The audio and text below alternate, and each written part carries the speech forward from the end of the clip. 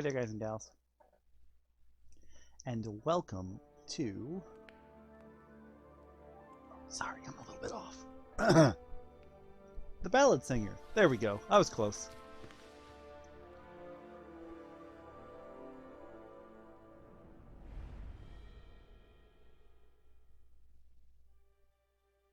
So, what we're going to do today here is film a run in the Ballad Singer. This is as part of my selected genre series way back when CreepshowKate had suggested a short story-based game. And this is kind of like that. I think more of what Katie had in mind was a visual novel, and this is kind of like a visual novel, but also a choose-your-own-adventure book. And also I want to say happy birthday to you. This won't come out on the day of your birthday, but it'll be close. And yeah, I'm gonna lower this a little bit just in case. It was about here before. A little bit more. I did mess with the settings before, but I'm gonna do it anyway, just in case. Again, hopefully everything here turns out okay. But what we're gonna do is we're just gonna start a new campaign. So there are 4 characters in the game that you play as at any given point. There's Aaaalso, who is the assassin here. You see he's locked right now. There's Daragast.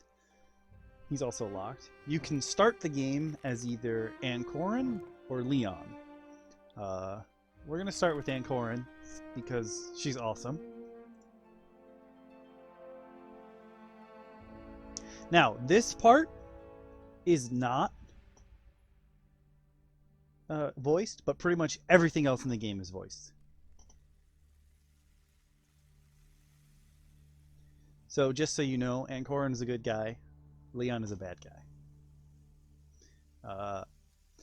Basically, what you need to know is these are the difficulties, and they just change how difficult it is to actually finish the game, essentially.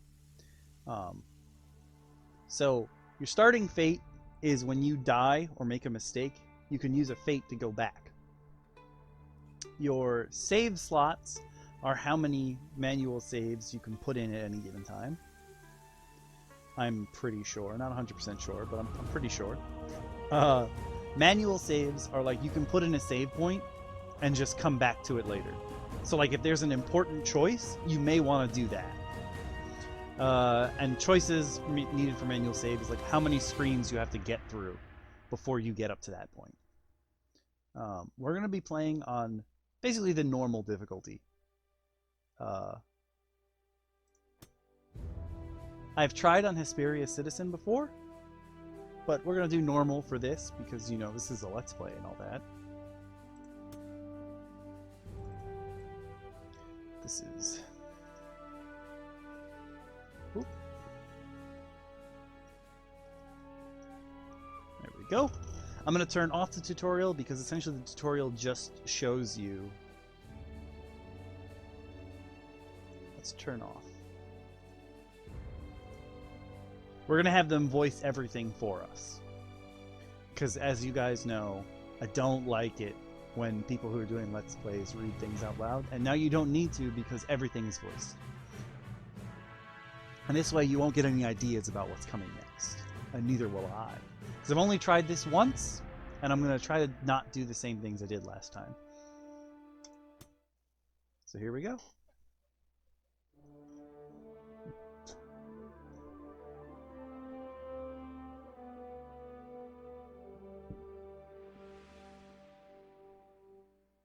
Every time you play, you have to go through the prologue. It's not like the first time you play there's a prologue, and then after that you're good. Several years have passed since Leon set out to seek his obsessions. His stubbornness resulted in a war for the conquest of Aaaalso. However, he has yet to acquire all the knowledge he needs to dominate the nation, and with time, the entire world. As part of Aaaalso has fallen under his heel, the resistance has risen to stop him. The head of the rebels has hidden in the Ismaran forest. He has called for a council to end the war and destruction wreaked by Leon. He is aware that people need a hero to inspire them. I'm choking on my own and spit. he is to gain back the trust that continues to falter day after day. The head of the rebels is none other than Raymond, the wizard who once ruled the Tower of Balinor. He turns to a ranger to search far and wide for the only person who could take on the role of such a hero, the famed Daragast Layar. As Raymond mulls over the desperate situation, he sips a glass of wine in his austere tent. He indulges in a singular, quiet moment before the volunteer for Daragast's search is called inside. And Coran, a young, green-skinned woman, steps up. She's a sylph and an expert tracker. She belongs to a new race, another failed magic experiment. However, instead of isolating herself from the world, she wishes to be part of it, so as to give her life meaning. And Coran wishes for acceptance. She longs to leave behind all the years of abuse and mistreatments. She has joined the resistance, seeking deliverance from her past. And Corin, I'm glad you've come forward for this mission. I want to help the cause, Raymond. Sylph replies. Where do you suggest I begin? The most recent intel we have dates a few years back and comes from 3 different locations. You could try looking in the city of Akma, the forest of Rulath, or in Rost. Unfortunately, we can't tell which are trustworthy. I'll depart immediately, Ancoran declares. I'll be eagerly waiting for your return. Ancoran bows to Raymond and takes her leave to start packing for her journey. She needs supplies, weapons, and money. But first, she needs to choose where she's heading. Okay, so just to get you guys acquainted with what's going on, if you click this, it hides the book. There's a bunch of commands down here for changing the text and all that. You can get rid of everything on the screen at once if you tap that button. This is how much fate we have. This, I believe, is manual save. Oh, main menu. Sorry, didn't mean to do that. Several years have passed since Leon set out to seek his Sorry, possessions. options and His sound. stubbornness resulted in a war for the conquest So of we're Kelsinar. just gonna... However, he has yet to acquire all the knowledge You he can needs to double time the dominate nations voices. as hidden That's in the cool. fact that to arrange situation. Another Coran Recent intel and waiting for your return. And Corin bows to Raymond and takes her leave to start packing for her journey. She needs supplies, weapons, and money. But first, she needs to choose where she's heading. Well, cool. You can search in the text. That's cool. Okay, now we're back where we started. Sorry, I've never clicked that first button. Didn't realize it took you back to the main screen. Now here's where it gets interesting. So you can have them read things out loud. Akma, Rulath Forest, Rost. Let's go to the forest. We are a sylph. The walk to Rulath Forest was long. Before you is a dark maze of trees and entangled branches. You'd rather not go into the woods now, as it's evening. But you need to find Daragast as soon as possible, so you wander into the forest. The path unravels between the trees, and as you advance, you hear some wolves howling. You rush forward as the call of the wild beasts grows closer. Finally, you spot a trembling light in the distance. Perhaps the window of a cabin? You hope to get there before the wolves are upon you, but it's too late. 3 pairs of yellow eyes point your way, and you'll have to face them. I'm so disappointed I have to always kill them. Hurl a volley of knives. In some cases, I find it really silly that you can click these. Or like, it's great when they want you to, like, when there's something you don't know how to pronounce, but on regular things, Hurl a volley of knives. I think it's really silly. I'm gonna throw some knives at these wolves.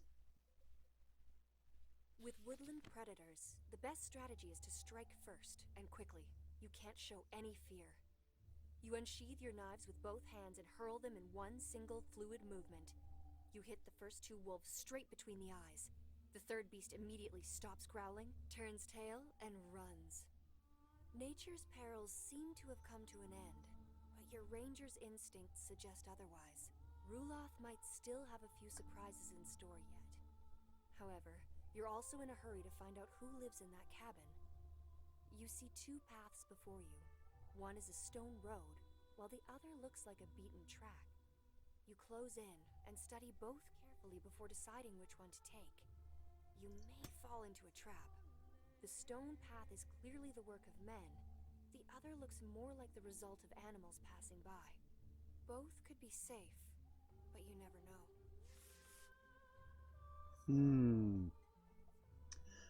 I'm going to take a page out of the book of Valkyria Chronicles. Let's take the beaten path, because the animals know the best way around. The path you've chosen seems to lead away from the cabin. It keeps changing its course. You're afraid you might run into more wolves, or perhaps some other nocturnal creatures. Darkness is falling fast, and even though you're an expert, you'd rather avoid traveling like this.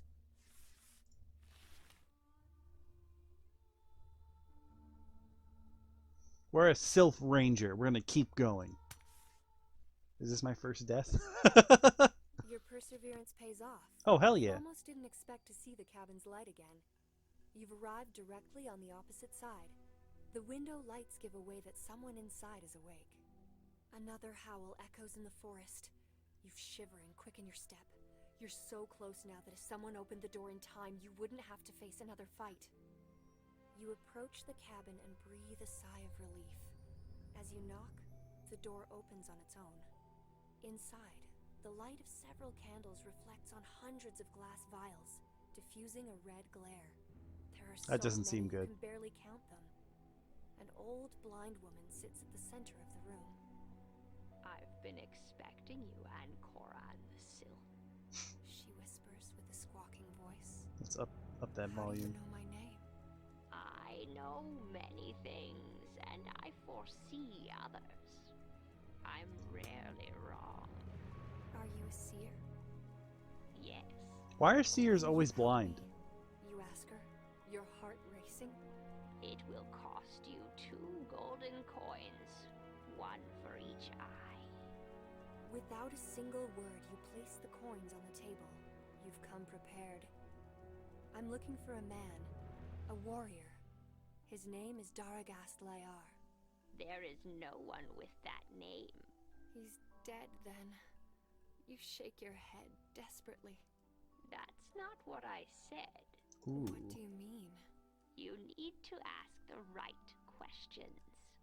Where can I find the person who lived by that name? That's better. The old I woman love this smiles lady's at old you. lady Look voice. for him in Rost. What's he doing in Rost? He plays a different instrument, but the song remains the same. You'd like to ask more questions, but the old lady raises her hand. Rest on the straw mattress in the back of the room. You'll resume your journey tomorrow morning. Your instincts suggest not to object, and you go lie down. The following morning, you wake up to find the house deserted, and you feel empty somehow. You resume your path right away. So, remember how Rost was the third choice? When I ran through this the first time just to see what was up, I went to Rost first, thinking third choice it would never be that easy. And that's where Daragast is. The village is quite rural, and is mainly dwelt in by farmers and shepherds. You have no idea who to look for. Hello? The intel I you've can't gathered tell is if like I have a scarce. tail The only or if thing that's you just the have end is of my your man's name. cloak thing. Rost's inhabitants don't seem to fear you, even though your look is definitely out of the ordinary. Perhaps they've seen strange creatures already. You ask a few people for Daragast Layar, but no one can help you. Doesn't he look You get to the familiar? blacksmith's shed, I'm and a not grizzled circling man around with a him. toned body quickly glances at you. He continues striking at the horseshoe he's working on with his hammer. The metal seems to be singing. Yo, this soundtrack may must I be help you? amazing. The blacksmith asks, I'm looking for a man. Name? Daragast Layar. The blacksmith nearly loses his grip on the hammer. He's dead. Something tips you off, and you continue to press the man. I don't think so. Your reaction speaks volumes.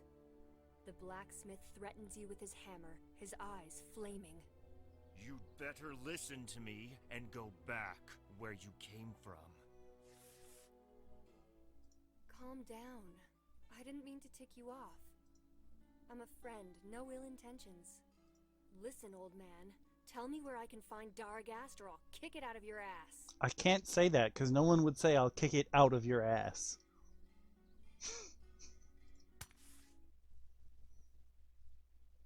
The blacksmith looks down and continues his work. The man you're looking for left long ago. I don't think he shall ever be back. He replies evasively. Keylsinar needs him. No. The rebels need him.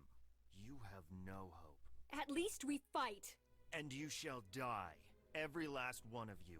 If Dargast should ever show up, tell him he can find me in the Ismaran Forest with Raymond.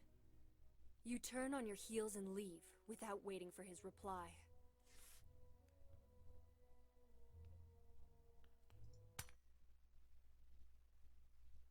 For years now, peace has Now been we move reigning over to the Leon. continent of Hesperia. The feats of ancient heroes, warriors, and magicians will live on as legends and children's bedtime stories. Everything is back to normal. Markets and He looks trades like a are rogue, but he's a flourishing, sorcerer. raids of marauders are rare, and brigands have mostly taken to dwell in hidden groves and forests. However, wizards have lost control over their dark experiments. The Tower of Balinor has become the cradle of new races and monstrous creatures. They now roam free in the lands of Keylsinar and beyond. Leon, a powerful wizard withdrawn to the shadows, belongs to this world. Leon plans to carry out his obscure designs and bring back the darkness of his own past. He had studied at Balinor under the great wizard Raymond until he decided to take his own path. Leon would never forget the people who helped him survive when he was but a boy, age 6, just as he will never forget who took him away from his family, from everyone dear to him, and from his kingdom. Now, he feels the time has come to take everything back. Thanks to his magical talent, he's mastered all of nature's elements. Aw, But he snap. has several choices to make. He could expand his powers. The task would set him on the research of the book that would allow him to learn a new type of sorcery bound to blood. His own master had revealed to him the existence of manuscript. Or he could look for a tomb hiding a crucial artifact, a relic containing the blood of 2 ancient wizards. They both had the power to dominate all 4 of nature's elements, just as he. Of course, he could also recruit some allies.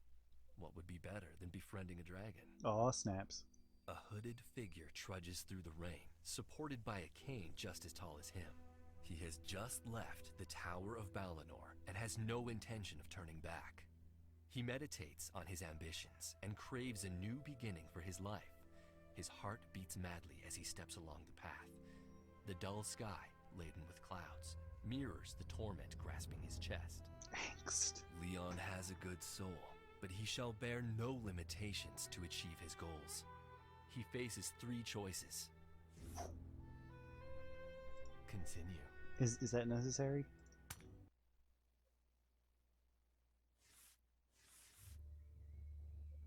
Retrieve the book. Search for the dragon. Find the tomb with the relic. Going for the book. Probably some socks. Leon decides to go after the Book of Blood Magic. He heads northwest for the city of Remagast, close to the border with the cold desert. He might find an old acquaintance there to start issuing his first commands. His journey proceeds smoothly, and after about The 1 socks day, thing was clearly Leon not for crosses y'all. the city gates. His eyes meet a ghastly scene. Remagast is still in ruin. Triumvar Lotanor, the blood wizard who tried to take over Keylsinar, had dealt it a harsh blow. Though the wizard was defeated, he had been able to hide away the secrets of his sorcery. Leon had been able to gather such information due to being closely tied to the wizard's story. Their hearts were just as dark. He moves among the alleys of the city, heading to a tavern with a sign so badly faded that the name can no longer be read. He has the feeling that his man might be within those walls. Does that guy look The familiar? hall is I bet crowded, he does. and the noise is deafening. Nobody notices his entrance, save for a bald, pale head, which turns to face him. His pointed ears move as if they have a life of their own. Leon recognizes him right away and heads for the elf's table. Good day, Aaaalso. Good day to you, Leon. What brings you here? My design is moving forward, declares the wizard with ill-concealed pride. What do you need me to do? Head to Snelfos, gather the army, take the city, and ready yourselves to move against Balinor, Leon orders. Has the time finally come? Indeed. What are you going to do? Asks Aaaalso, intrigued. I will retrieve something which will render us invincible. No time to lose, then. We need to act now, declares Leon. Give me the book. Leon indulges in a night of restful sleep to restore his energy. After fleshing out the last details of his plan with Aaaalso, he resumes his journey to the north. First, however, he must carefully choose the enchantments he'll rely on.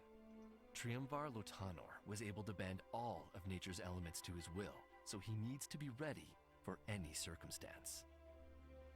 As evening falls, the wolves' howls echo This is the just an ominous image of a landscape. door. The wizard comes across an just a imposing door. jet tower. Searching I still around don't know the what they mean by complex, jet he tower. What locates is the what is door that? with surprising ease. Do they Leon mean is jet skeptical. black? He had expected some sort of magical ploy to be hiding it. Perhaps all of Triumvar's enchantments were lifted upon his death. Doubtful. However, his sixth sense warns him that something isn't quite right. Examining the tower thoroughly, he finds the bones of a mouse. A trap appears to still be operational. Leon studies the corpse closely and analyzes the ground around it. He notices that the bones are broken and the soil seems to be overturned. The wizard must now choose which magic to use to safely enter the tower. Shoot a jet of water against the door to tear it down. Lay one hand on the door and turn it to sand. Create a vortex to get to the windows high above the door. Burn the door. It's made of wood and will give in easily. So, just so y'all know, there's vines that come up out of the floor regardless of what you do. So, the best course of action here is to fly up above the door. The window's shutters are open, and Leon enters the tower effortlessly. The room is pitch black, save for a single glimmer of light that shines on a desk. As Leon takes a step forward, the windows shut abruptly and everything fades to black. A heavy silence looms over the room. The only sound Leon can hear is a dripping noise that grows increasingly louder until it resembles that of a babbling brook. Uh-oh. The water soaks Leon's feet, soon rising to his ankles. Even though he can't see anything, he must hurry. Leon feels his way around the room. Light a flame in the palm of the hand to light up the room. There must be something to stop the flow of the water. Solidify the floor to stop the flow. It's magic water. That won't stop it. Create a water barrier around Leon. Fighting water with water could be the winning choice. I doubt it. We're going to light up so we can figure out where to go. Searching the room, Leon finds an hourglass on the desk, the only object in the otherwise unadorned chamber. Leon tries to pick it up, but the base is fixed to the desk as a sort of lever device. The movement stops the water flowing in from above, and it starts to drain out through several nozzles that sit along the walls. Meanwhile, a door opens, pointing him towards a long and winding spiral staircase. It leads up to the top of the tower. Leon bolts in as the door shuts behind his back.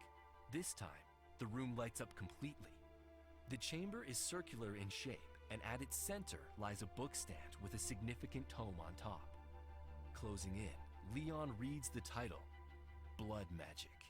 Everything seems easy, perhaps too easy. But Leon has a shut door behind him, and there is no way out. Out of nowhere, a fire elemental appears, ready to jump on the sorcerer.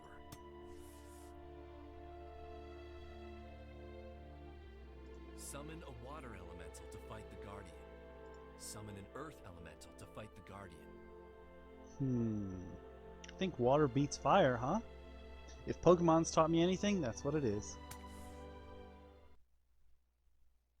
Leon kills the Guardian and and takes the book. A secret door opens along the side Hell of the tower, yeah. and he steps in. A row of torches lights his path. Even though he can't fathom how any of it is possible, 1,000 thoughts rush through his mind. He has faced many dangers, including death. However, he had done it. The tunnel takes him outside, from where Leon will resume his journey. So you never have to use Earth? So someone who's mastered 3 elements could technically make it through this dude's tower. Let's find the tomb with the relic. Let's become all-powerful. Leon enters the Rulath Forest, an area that has long served as the home of several outlaws.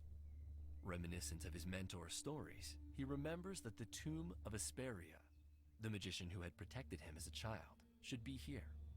The tomb guards a medallion containing the blood of 2 wizards who, like him, were able to control all 4 elements of nature. He must have it. Thanks to the instructions in the Blood Magic book, he will uncover the secrets that will allow him to fulfill his claim to power. Leon explores the darkest nooks, looking for telltale signs.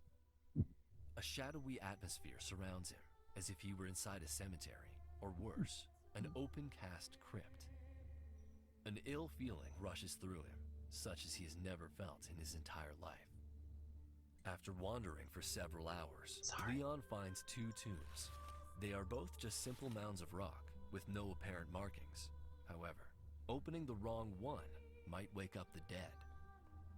He examines the tombs more closely, and finds a detail he hadn't noticed before. The first tomb seems to have some old, small, clotted blood stains, while the other displays normal signs of wear due to the effects of time. Open the blood-stained tomb. Open the worn-out tomb.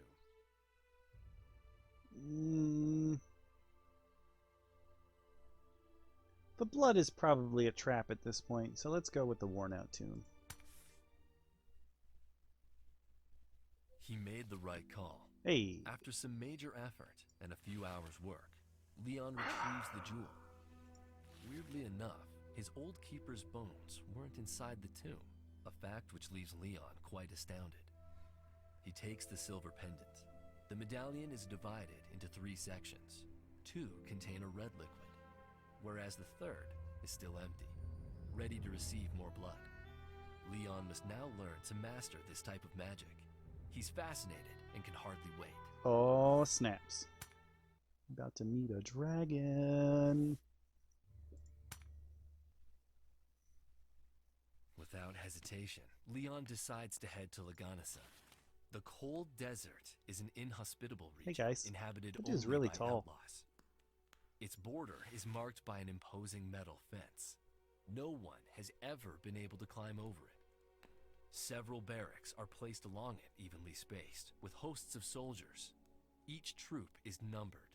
The changing of the garrison takes place but once a year. A patrol sees Leon and stops him.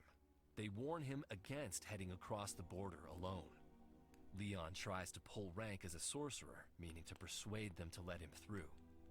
Instead, the soldiers surround him and escort him to the highest-ranking officer. And this is? The captain inquires. He wouldn't say. One of the soldiers replies. Talk then, or I'll lock you up. Attack, irritated, answer his questions. Do I want to tell him I'm about to take over the world? I don't think so.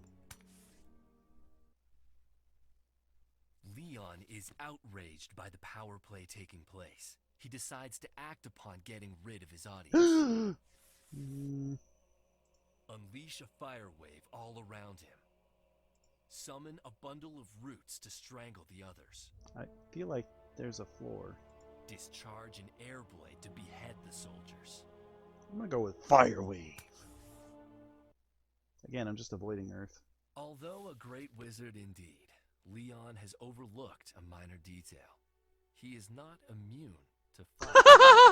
Triggering such a high-level spell in a room so small is simply idiotic. He burns alive alongside the others as their cries of agony rise to the sky. The flames devour the building, leaving it visible from miles away. Here's where we use our first piece of fate. Change your fate. Leon is outraged by the power play taking place. He decides to act upon getting rid of his 9 more audience. fate. Alright, let's try roots. Leon is fast, and the soldiers have no time to react. His hands are as quick as his tongue, and he unleashes the spell. Despite the devastating effects on his opponents, he is safe. The sorcerer smugly smirks. The maimed bodies of the foolish men lie on the ground, the smell of blood and guts beginning to taint the stale air of the barracks. Why are there guts? We strangled them.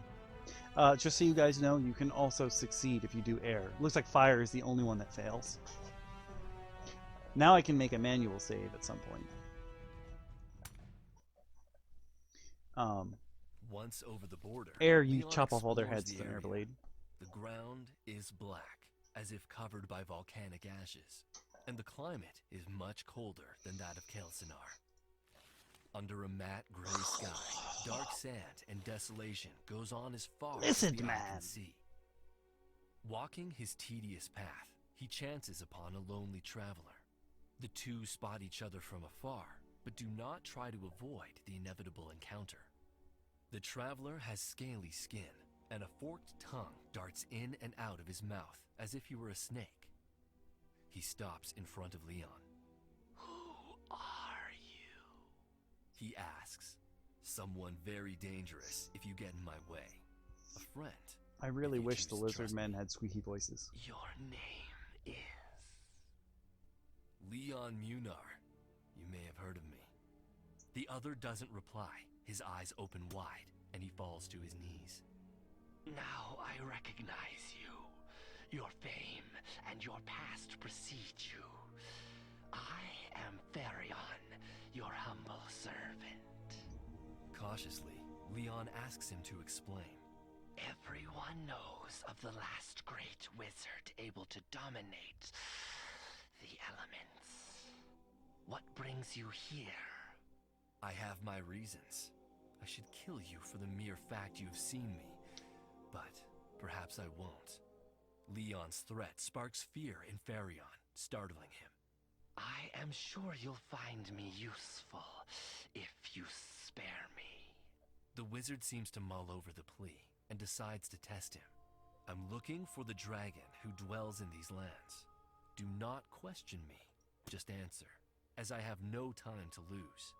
"You need to head north, my lord. You'll find a black hill surrounded by bones. There you'll find a cave. That's where the reptile lives. No one dares You're a approach reptile too, bro. If you have spoken the truth, wait for me in the city of Snelfos. I'll reward you fairly. If you are lying, however, I will seek you out and I will kill you. How will I cross the border, though? It's under surveillance." "Barracks number 7 is empty." Without adding anything else, Leon resumes his walk to the location divulged by the creature. So these two, I'm pretty sure that the lizard man is supposed to say, "How will I cross the border?" And Leon is supposed to reply, "Barracks number 7 is empty," because he's the one who just killed everybody. I think that's actually a mistake in the voicing.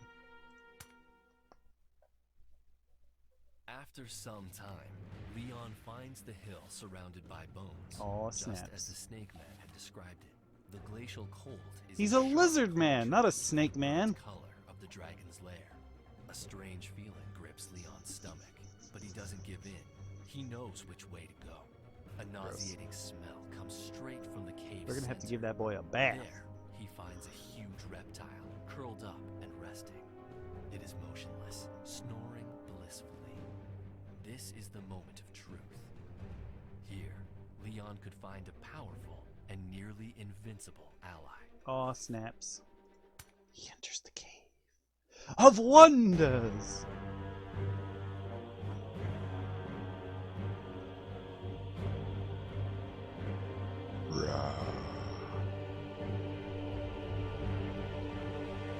got that weird Godzilla mouth thing going.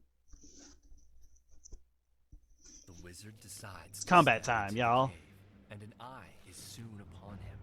The dragon rises abruptly, spreading its mighty wings that take up the entire den. It roars and bellows a flame upwards. The dragon is imposing. Next to it, Leon is merely an ant. Its back is covered in scales, while its belly resembles that of a snake, slimy and gross.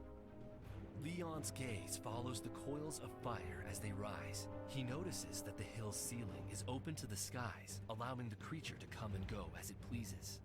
A primal fear grips the wizard's heart, but his determination prevails. The situation is critical, and he must act now. I think what we're gonna do is use our manual save.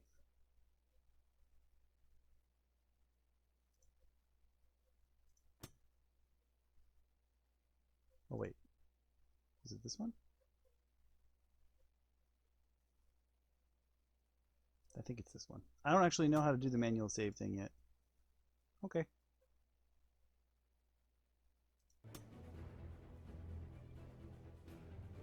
Attack the dragon with a blast of water. Conjure a wall of water to shield himself from the dragon's first strike. Let's go water wall. The wall of water conjured by Leon That is not shields him the from way I thought it blast was of gonna fire, happen. confusing the dragon. Ah! Leon must seize this moment and decide whether to hurl a volley of water blasts at its head to knock it out without wounding it, or to block the movement of its limbs by summoning roots from the ground. It can still breathe fire. I'm pretty sure if you hold it, it can still breathe fire. So let's water blast it. Brrr. His play succeeds, and the dragon collapses to the ground, exhausted. Leon approaches the reptile. What a weak-ass lays dragon. hand on its snorting snout. Leon gathers a state of utmost concentration as he was taught by the wizards of Amarin. He exploits his telepathic abilities to sneak into the mind of the now tame beast. He conveys the message that he is a friend who simply needs its help. The dragon is confused, and the wizard manages to flatter it quite easily. Despite its colossal size and devastating power, it is still just a simple-minded animal. Even though Leon has gained control over the dragon, he can't take advantage of all its talents just yet. Therefore, he decides to go back to pursue the other aspects of his plan. Now that he's established a lasting bond, he'll be able to summon the beast to his side whenever he shall want. Holy crap. What a power. Continue. Hey, we're finally in the real game.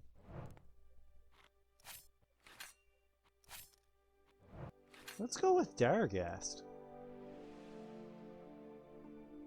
He's a warrior bard. He's multi-classing, yo.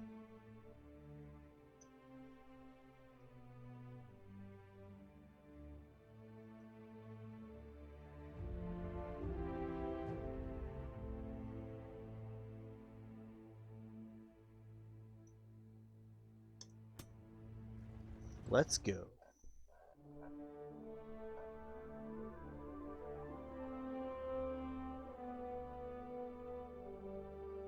Part of me feels like I should have ended the video there and made another one, but you can finish this game within an hour, so we'll see. Quite smooth. Meeting Ankorin was incredibly shocking. It awoke ancient feelings you thought were well hidden within your soul. You'll get to see old friends and find ghosts from the past who you would have much rather avoided. However, Leon is a problem that must be addressed, as it's a problem that was partly created by you, and partly by Raymond, the wizard leading the resistance. Traveling to the forest after seeing Ancora is like walking in reverse on old footprints. Many memories tie you to this place.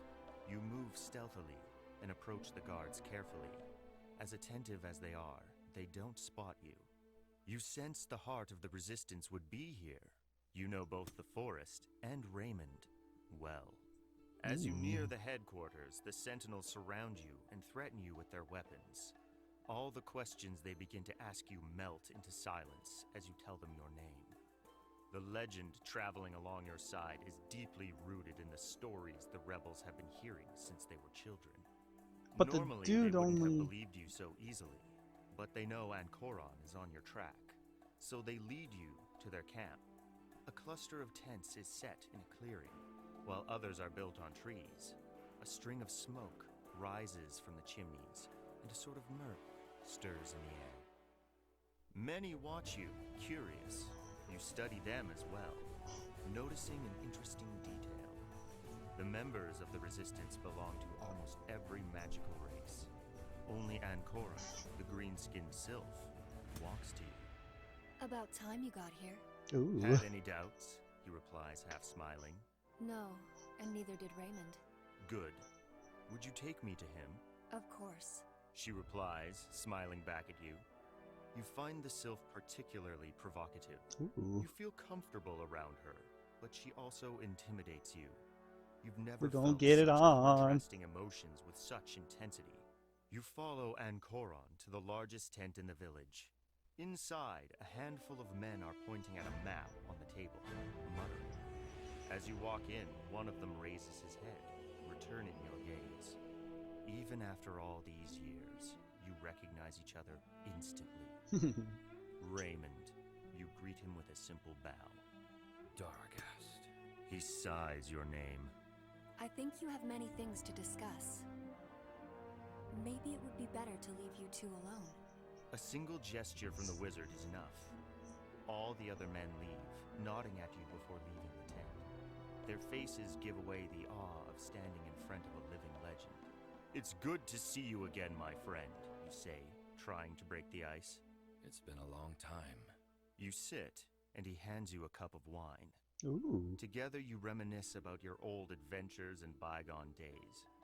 You share the dark moments as well as the nicer ones, your heroic feats and the base betrayals. You both discreetly avoid mentioning Asperia, your old flame. When you finally get to the reason What? that brought you here, Both of us? Raymond summons some of the members of the Resistance. There's something urgent to discuss, and he needs to explain why Aaaalso has come looking for you, endangering her very life. Only the most eminent men take part in the meeting, among which are 2 wizards and a warrior you've never met, and of course, Aaaalso, whose face you've become familiar with by now. They are the Resistance's advisors, and as such, they take part in every meeting. Raymond begins his address right away. We need your help. Your presence here restores our souls, but it's not just that. You could help us find new allies so as to plan an offensive strike against Leon. Your opinion and your support are crucial. Oh, yeah. Raymond is desperate, and he has no idea how to proceed. He can't figure out a way to stop his former student. You're talking to a man who can't do anything more than brandish a rapier against common enemies. Ghosts of the past are a completely different story. That sylph, Aaaalso, is really good. She could certainly do better than me. She welcomes your recognition with a smirk. Aaaalso is a precious asset thanks to her abilities, but in a different way. Each one of us is essential to the cause. As you accepted our summons, well, I believe you might want to help us. Of course, choosing where to start from, though, that's a challenge. Only 3 people might help us. An assassin, a bard, and a former outlaw. You already know 2 of them. We'll need the help and experience of all 3. Perfect. I'll leave first thing tomorrow morning. Who are these people? The bard's name is Ballad. He's a Teboshi who can gather information from unusual places in unusual ways. He travels the world on behalf of his sovereign. The assassin is Orantor, a dear friend of mine. These names. We were both mercenaries, and he was with me when I fought Triumvirlotanor. We protected Leon Are we together. building a D&D crew? And as for the outlaw... Certainly what it sounds like. Actually, I would have bet he'd already joined your cause. His name is Karkas. He's a big guy, a natural-born fighter, maybe even one of the best in the whole world. If I had to choose who to recruit first, I'd say... I will first look for Balgo Oriar, then Ulist, and finally Karkas. I will first look for Ulist Orontor, then Bob, and finally, Carcass. I think we should go for the bard. What's the bard's name? Balgolrair. I will first look for Balgo Oriar. Balgoriar. There we go. I'll start looking for my old friend, Balgo Oriar, the bard. He could gather a lot of useful Yo, information. he looks for like the Agent cause. Smith in Where Lord of the will you Rings. start looking? Raymond. Got his name. He's a Taboshi. I'll start from there. You reply thoughtfully. It will be a long journey. But there's so much. What's happening here? There's so much more.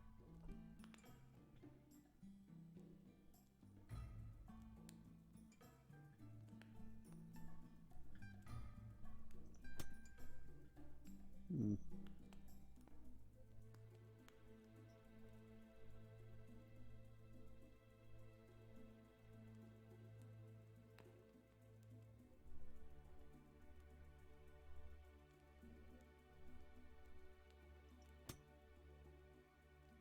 Wow.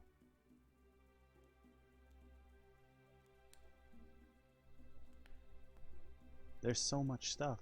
And I don't think this is where it's supposed to be.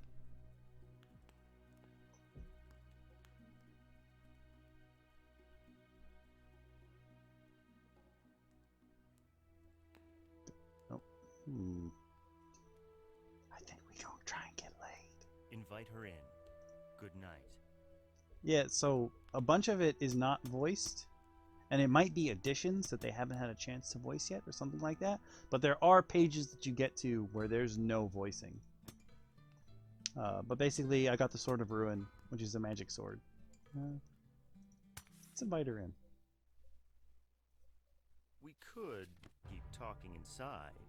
You get straight to the point. She smiles, accepting your invite. Why not? As you lift the tent's flap, she goes in ahead. It will be a long and busy night. You study your tent. There are a few blankets in a corner, a table with some clean water for washing, and a small cabinet with drinks and glasses. You notice the wine and water right away. Drink something? You ask, and she gladly accepts. You fill 2 glasses with red wine and hand her one of them. The sylph takes it, the cups clinking. I grew up hearing stories of your youth, the feats of the strongest warrior in Hesperia. Would you tell me some more? You didn't expect her request, and your face clouds up, but you manage to shake it off. If you want Aaaalso to trust you, you'll have to give her something.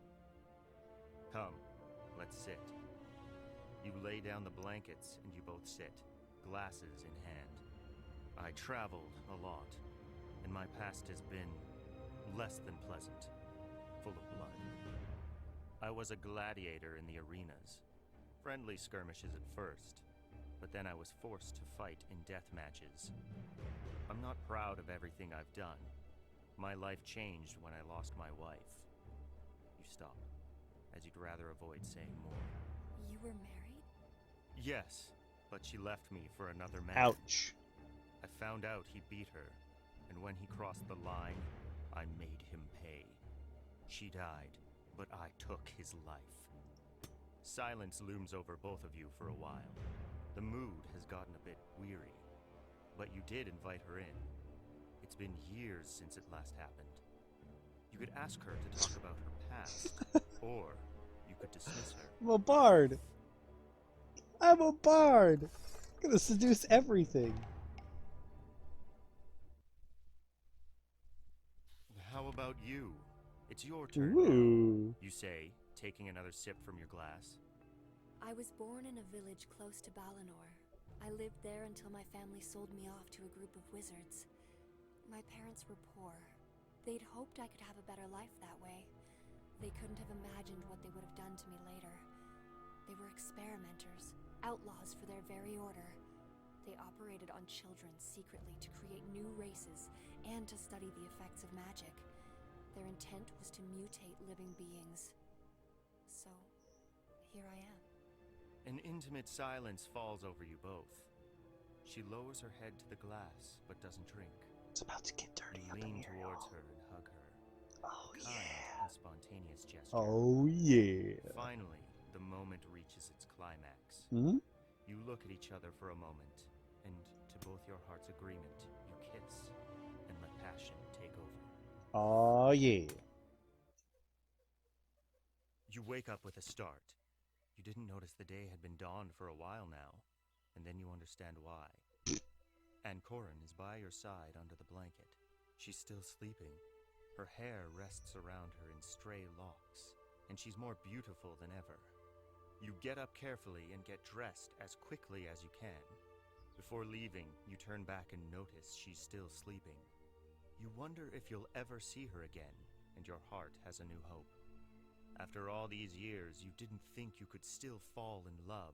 I don't know She if makes that's you love, feel but good, okay. and you wouldn't want to miss out on a future with her. Why did this have to happen right now? You need to leave, and don't know when you'll see her next. Even though you haven't talked about it, it wasn't just a one-night stand. You are both extremely involved. At last, you really feel alive. Now, though, you need to depart immediately. If you're good enough and lucky, you'll get to see her again. You head to the stables where you're provided with a horse, and leave without hesitation. You have your supplies and both rapiers in your bag. Now, your destination is straight ahead. Meow. I mean, actually, it's more like As you clip ride, a clip a the clopper, thousand clip a clopper. voices of the forest accompany you. You haven't said goodbye to anyone, but that's part of the game. The less people that know where you're going and what you're up to, the better. Crossing Ismarin takes you several hours. There's nothing off throughout the whole forest. Suddenly, every sound seems to stop. You've been followed. You hear a whistle go straight past your head, soon followed by the thud of an arrow stabbing a tree trunk. You got lucky, but such a blessing rarely It's the sound of an arrow comes going twice into row. a tree trunk. Spur your horse out of the forest. Ride to where the arrow came from. Dismount your ride and go to where the arrow came from. Dismount your ride and hide behind a tree. I'm gonna ride to where the arrow came from. Because that's the kind of hero I am. You spur your horse towards where the bolt came from. You want to eliminate the threat right away. Fleeing would be the worst reaction, as it would only leave you open to new attacks. You've always preferred facing your opponents head on. Something moves within the bushes. You've identified the assassin and charge on. He's trying to seek shelter amongst That's the a trees, majestic but he frickin' has to go horse. through a small clearing to get there. You have the lead. As he drops the bow, you notice a bandolier filled with knives strapped around his chest. You need to decide how to face this enemy. Oh, crap. What? Ride over him. Approach him and jump on him. Approach him and hit him with your rapier. He's probably going to kill my horse, but let's see if we can tackle him with the horse. This had to be the best and most logical choice. You charge the enemy with your horse, spurring the creature to keep it running. The hitman can't run, and he turns, eyes wide open as the hooves mash his body. His cries are muffled by the crushing sound of his bones, and his skull breaks open like a ripe melon. Oh His my agony God! won't last long. Okay. Was that my friend? You see the hitman is human. He's slender, with sharp features, and he's wearing forest-colored clothing. You recognize he is a camouflage expert. You search his body, looking for something that could identify him, or at least explain the reasoning behind the attack, but you can't figure it out. You are sure he didn't act alone, and doubt that he was just His trying head's to not rob exploded. you. Well, Alas, you won't find out anything more by staying here. You decide to resume your journey, planning to stop at the nearest water stream. You leave the Ismarin forest behind as quickly as you can. Now you know you may never let your guard down again. I just ran a dude over with my horse. I thought we were going to tackle The him. path takes you through lush clearings and open fields. You enjoy the warm sunlight on your Oh, face, even though the recent fight worries you. Who sent the hitman? There must be a mole in the resistance. It's a part of all the power plays you've always hated. You'd like to be outside of it all, but nonetheless, you'll have to face some of these delicate dynamics. Anyhow, you need to move ahead with your mission. You've been riding all day and decide to set up camp in a clearing next to a babbling brook. I suddenly before it look gets like dark. I After look tying like your Shag's horse to a son. tree, you light a campfire and lay out a blanket. Why You does take he a look leaf like and Shag's bring it to son your in this mouth, picture? whistling a merry tune to relax. Your mind wanders back to your past and the three friends you now need to recruit. You've shared many adventures together and are taken over by nostalgia. You approach the brook to fetch some water for the fire. Once you're close enough, however, you notice an odd ripple in the water's great. surface. You back away immediately, and your hand goes to your hip, looking for a sword. Unfortunately, you left the rapiers at the camp. Oh, you dum-dum. Oh, shit. What the? That was a small ripple? Never relax. A large brown head emerges from the stream. Its penetrating yellow eyes stare at you ravenously as its forked tongue darts at the air. It's an enormous river snake. The body is Oh, I covered with guess. scales which blend in with the ground. Fate is toying with you. Your nickname mirrors what seems to be your Ho nemesis. ho. You may have found the creature who can defeat you once. I have and for all. 9 fate. I'll Despite be this, fine. though, you won't go down easily, and get ready for an exhausting fight. First, you presume the snake will attack you. Being an animal, it will act on instinct. As its head springs towards you, the only thing you can do is dodge. You can move sideways, avoiding the creature's jaws, or roll back to reach the rapiers and the fire. Oh, I think we should go sideways. As long as we're not near the rest of his body, he can't thrash us. Dodge sideways. Did we die? The music stopped. You are fast and avoid the attack easily. Despite your fight with the hitman and all its consequences, your reflexes work just fine. You dodge the first strike, but you are still disarmed, and the monster isn't giving up. It doesn't take its eyes off of you as it slithers on the ground. Is this acid? Suddenly, it opens its jaws and sprays something on your chest. You didn't see that coming, and you're at a loss. You avoided your opponent's first blow, and now your weapons are almost within reach. You grab the Sword of Ruin, which could very well decide the fate of this battle. The snake hisses out in frustration and turns into a pillar of water. What? It's about to pour down on you. Will you try to dodge it once more? Or will you try to block it with your sword? This is the Sword of Ruin, right? Let's see if we can destroy it.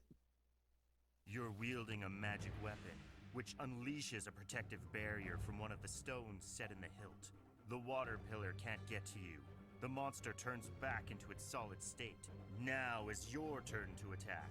The beast's snout is Hell yeah, magic Will you frickin' attack sword! or stab its eye. Behead it. Stab the eye. I feel like this is a Hydra, so I'm gonna stab it in the eye. The rapier penetrates the creature's eye, sinking into its brain. The beast's shrill cries soon die out. That was close. You'll roast it for dinner, you think, laughing. You've made How it come I'm once using a again. finesse weapon? Delicious. I You wake felt up like I with would use first like light. strength weapons, but I Despite guess all not. of yesterday's struggles, you're well rested and begin to think of your next moves. You need to get back to the road, so you ready your horse and jump in the saddle. The memory of your night with Aaaalso is recalled.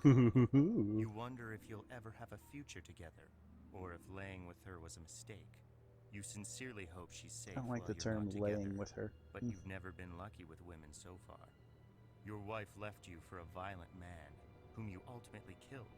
He beat her, and you couldn't stand it. Asperia Kamarin was killed by Riotor, Triumvar Lotanor's henchman. You killed him as well, but you would have rather torn him to pieces. Ruminating on the past saddens you, and you shake your head out of it, dedicating yourself to the mission at hand. It's sad. Sorry, bro. Balgo. Balgo Oriar. Balgo Uriar. Oh, Your current yeah! position offers you a wide array of possible destinations. Right. You could look for the closest town to play some music and merry company. You're a bard, and you know the best places to make some money and gather some information while doing so. Ball has always been an envoy of Tibosh, which is east. If he's not in his nation, then he'll certainly be in one of the more populous cities of Kael'Sanar. It is likely that your search won't be easy. You'll need to go at this by elimination. You could head to Aaaalso, the Tiboshi capital, or choose whether to head to Akhma, Rasan, or Alanbor, which are among the largest cities in Kael'Sanar. You need luck to be on your side as well, but Wish you're I had sure a you'll be able to find some manual save information here. along the way. Oh, crap. I wish I had a manual save here. That sucks.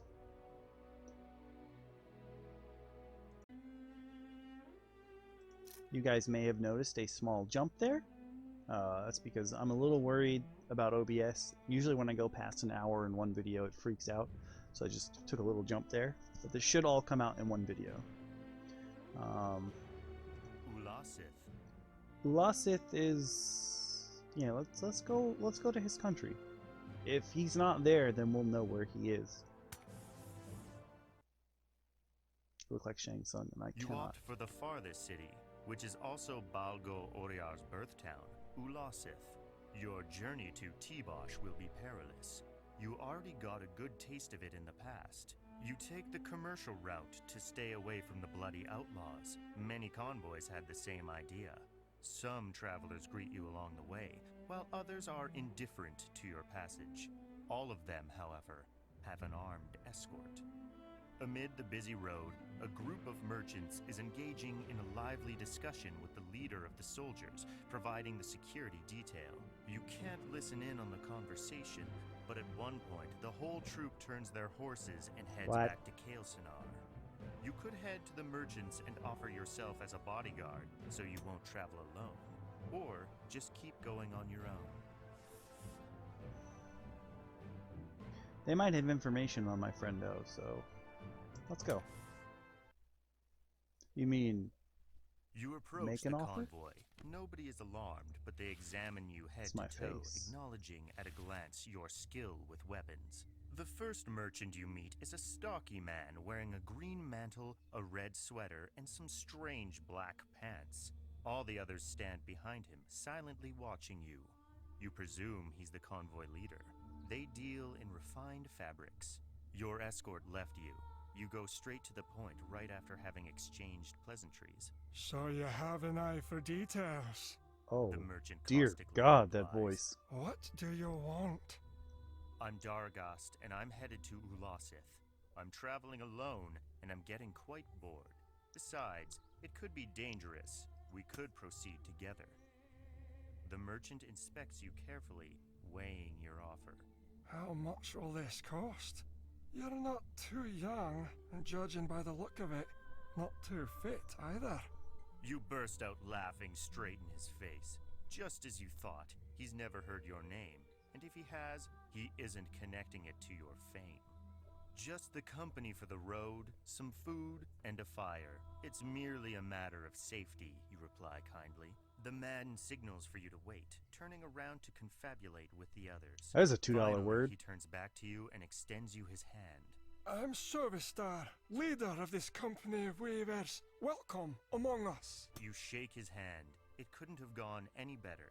However, you still have one doubt to clear. Why did the guards leave you? We had an agreement. They were supposed to escort us to the border, but we were attacked by bandits.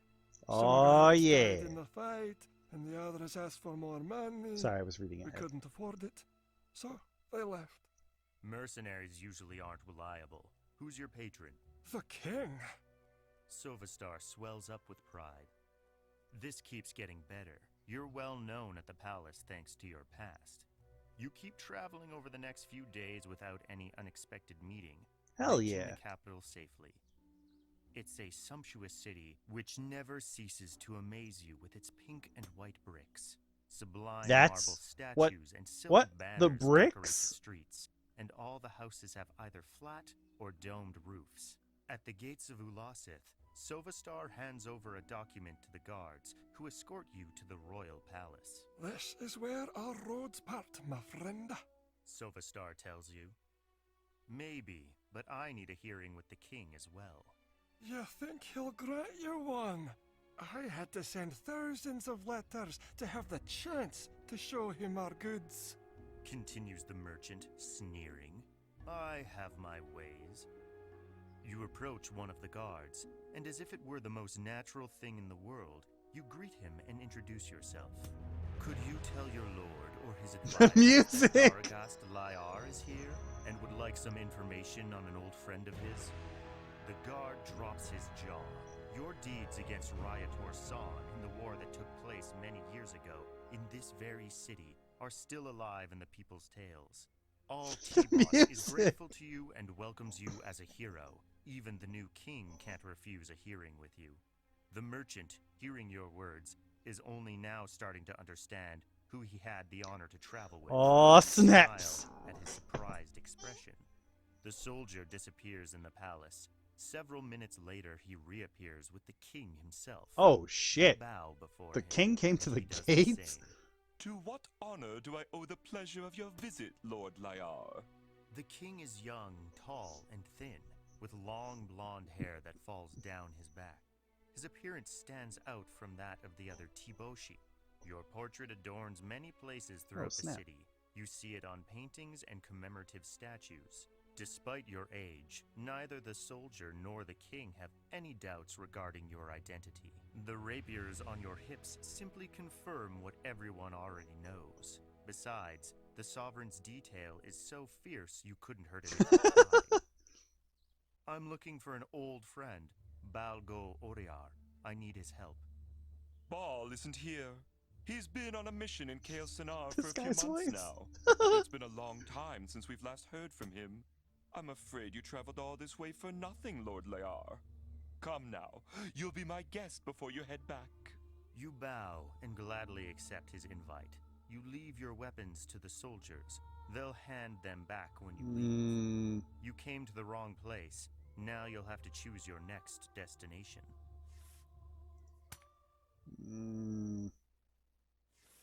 Where else do we want to go? Rasan, Akma, Alanbor. I think we should go to Rasan. The city doesn't have any peculiar features. It's sober, well-kept, and disciplined. The bad memories chase you. You lost Elithor and many other mates running from Triumvar's minions.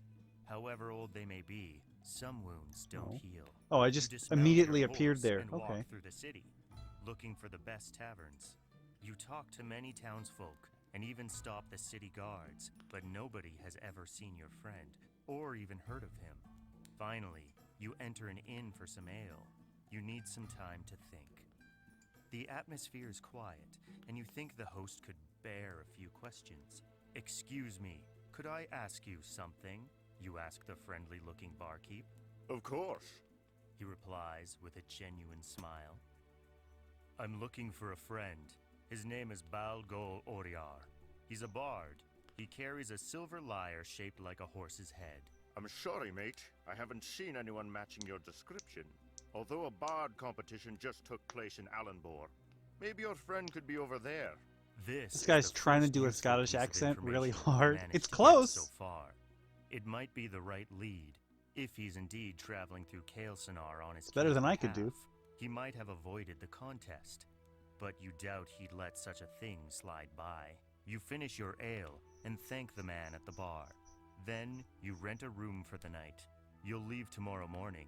Should you follow the barkeep's suggestions or keep trusting your instincts? I'm going to Alanbor. It's happening. We're going to Alanbor. This is one of the most beautiful cities in the world. The colors of the buildings and their architecture This guy blend loves together pink to bricks. create That's a what gets him glorious and lavish appearance. rocks his socks. I don't This get was it. the city of the San family, relatives of the Ryator you killed several years ago. They weren't to blame for the wizard's actions, and they even tried to stop him. going as far as ultimately shunning him, but everything was in vain. Many people died. Riotor achieved his goals following Triumvar Lotanor's command. Then he reached Asperia and killed her. Not a day goes by you don't feel guilty about all of it. Aaaalso is built on several converging rivers, which have all been channeled to the central square into a huge waterfall, which pours into a clear That's lake really hundreds cool. of feet below. The view is astounding. Without even noticing, you get to the center of the city. Nobody dared stop you while roaming the enchanting streets. You approach a group of guards. You need to gather some information, and you don't have much time. Good day, sirs. I need your help. The three soldiers are wearing armor that shines as if it were made of silver. They have long, white capes, and bear long swords that dangle from their hips. Each one also has a black spear and a plumed helm. The higher-ranking officer steps up, even though you personally wouldn't know how to recognize his rank at a glance. Good day to you. I'll be happy to help if I can. Are you a I've vampire? heard a bardic contest just took place here. A friend of mine should have taken part in it as well. His name is Ballad Singer. He carries a silver lyre shaped like a horse's head. The guard's eyes light up, a clear sign he remembers your friend. Of course! Who'd forget that Tiboshi? He replies, amused. Exuberant songs, soft music, a crystal clear voice. That wonderful lyre really had a unique sound. It looked like a miniature dragon skull. He won the contest and left soon after. It's not a You horse couldn't anymore? expect anything less of Ball. You feel your heart beating in your throat as you can't wait to find out what happened to your friend. Would you happen to know where Get he this went? Shang He Tsung didn't picture tell out of me, here. But he did tell some women he managed to charm. Knowing he was about to leave, all of them rushed to ask him where he was headed. My sister was among them. She's sure she heard them say he was heading to Aaaalso for business. Aaaalso, which borders with Ismarin. You've traveled so far just to go back. You shake your head and thank the guard for the help. It's too late to leave now. You look for an inn and head back east in the morning, hoping Ball hasn't left yet, or that, at the very least, nothing bad has happened to him. I believe in him. Let's go get him. We go to Aaaalso. You've barely reached the town before people start overwhelming you with questions on your visit. New races aren't welcomed in Aaaalso. Only humans dwell here. You enter the first tavern you come by to eat something. You approach the host and inquire about Ball. I'm looking for a friend.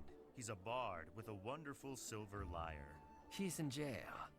The man cuts you short, answering readily. You're happy you found your friend, yet you can't help but worry about him. How come? He was here, singing and playing, but someone didn't like his music, so he got punched. Your friend was having the best on him, but the other guy knocked his head against the table and broke his neck. He's in for murder. Even though many people testified in his favor, he's being kept in for his safety. The dead guy's friends are just waiting for him to set one foot out of jail. It's a dire situation. You need to solve it.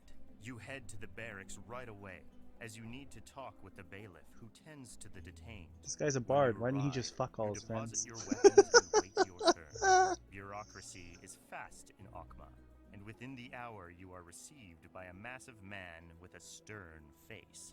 What brings you to Aaaalso? Why did you ask to see me? A friend of mine is detained here. What? He's a bard. Jid, no! You don't need to add another word. The bailiff snorts and smiles at you. That part is tough. He took a stand against the Harton family, and now they're out for revenge, because their ward's dead. Ball's innocent. It was self-defense, so we're just keeping him in to protect him. No need to anymore.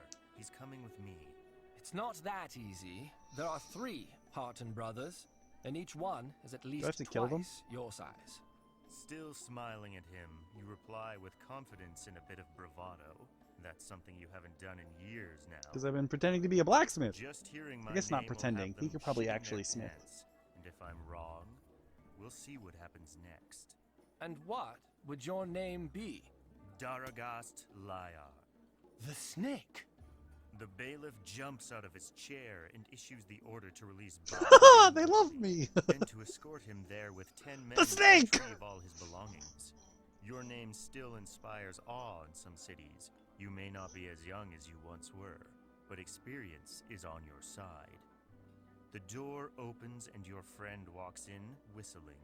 He's holding the silver lyre, and time seems to stop for a second. Aww. You've been through so much, the memories crowd the room. You hug warmly. It's good to see you, Ball. You too, Dargast. The bailiff brings you up to speed on the town's situation. He advises you to avoid causing a fuss and attracting unwanted attention. The Harton brothers are sure to try an ambush, knowing Oriar's out. We'll leave right away. They won't have the time to try anything. The bailiff wishes the two of you good luck. You and Ball leave the barracks and go get your horses. I didn't expect to see you here. Why'd you come looking for me? The bard asks. His hair has turned gray. Just I'm like really yours. liking this story. I'm Wrinkles engrossed run down now. his slim face. You still cherish the memory of your challenge many years ago. The Resistance needs strong and expert allies such as you, for instance. Normally I'd call you some name and head back to T-Bosh, far from wars and rebellions. But you got me out, and with any luck you'll help me out with those 3 thugs. So I'm in, unless you accept my counteroffer. Ball caught you off guard. He's always been a resourceful man. Which is? Leave all of this behind. Come with me to T-Bosh. Enough fights, wars, and useless bloodsheds. Just you, the lyre, and music. This is yours. I've kept it for far too long. He continues, handing you the lyre. As a matter of fact, it has always been yours. You entrusted it to Ball for personal reasons. No, we're seeing You this pluck through. at the strings and touch its base, awakening long-gone emotions. Thanks, Ball, for keeping it and playing it too. Now let's get out of here and you'll have my answer. You tie the instrument to your horse's saddle and leave Akma with your friend. Right outside the gates, 3 massive riders stare at you. It's the Hartons. Oriar tells you. I figured. Well, let's get this whole thing figured out. I don't have a weapon. Ball confesses. You unsheath both your rapiers, keeping the sword of ruin for Aw, yourself. snaps. The bard recognizes it and sounds a satisfied whistle. Damn. The 3 men are already close. armed. They are wielding axes and suddenly charge at the 2 of you. You Actually, could wait it would have for been more them, of a... or try to intercept them, even though you're clearly outnumbered. Wait for them. We should definitely wait for them. They have much heavier weapons. Wrong move. Oh, You keep maybe your not. rapiers up against your opponents, who trample you with their horse's power. You can't even manage to get back up. They crush you mercilessly. So much for that. You're dead. Ball's dead with you, and the Resistance's hopes follow suit. Why didn't my magic sword protect me this time? What? Oh, that was garbage. Change my fate.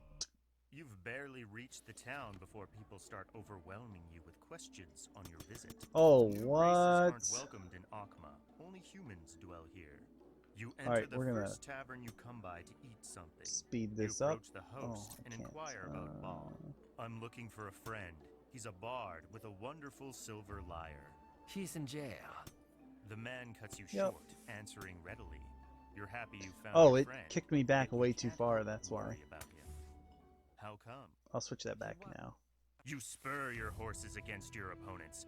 Balls on your left, and your current formation renders the enemy riding in the middle useless. The 2 of you jump on the others. Your jobs are easy. Rapiers have a wider range than axes. You pierce their throats, turn your horses, and head for the last brother. He fights, but now you outnumber him, and he doesn't stand a chance. That was easier than I expected, you sneer. Ball isn't laughing, though. That's the point. I don't like this life. I'll follow you, but only out of debt. Are you sure you want to dedicate your life to death? It's time to seriously think of your future. You could leave the Resistance, Raymond, Ancorin, and Leon. You could follow Ball to T-Bosh in the hope of a peaceful existence. I'm gonna do it. You long to see For Ancorin love. again. I can't come to T-Bosh. There are many reasons, but Ancorin is the most important one. I couldn't see her again otherwise. I respect your feelings, Daragast. I won't ask any more. As always, there's much more than just fealty to the cause with you. You smile, but not out of happiness. Then you explain the situation to him. Oh, does he have a tail? I have some other business to attend to. Wait for me in Ismarin at the rebels' camp. I'll be there in a few days. So be it. It seems our paths part yet again. Not for long, Ball. I'll be there soon. I'll be there soon, friend. Shut You up, woman. keep to Get the on my main road, hers. reaching the borders of Ruloth in a few days' time. The forest awakens ancient memories, not all of which are pleasant.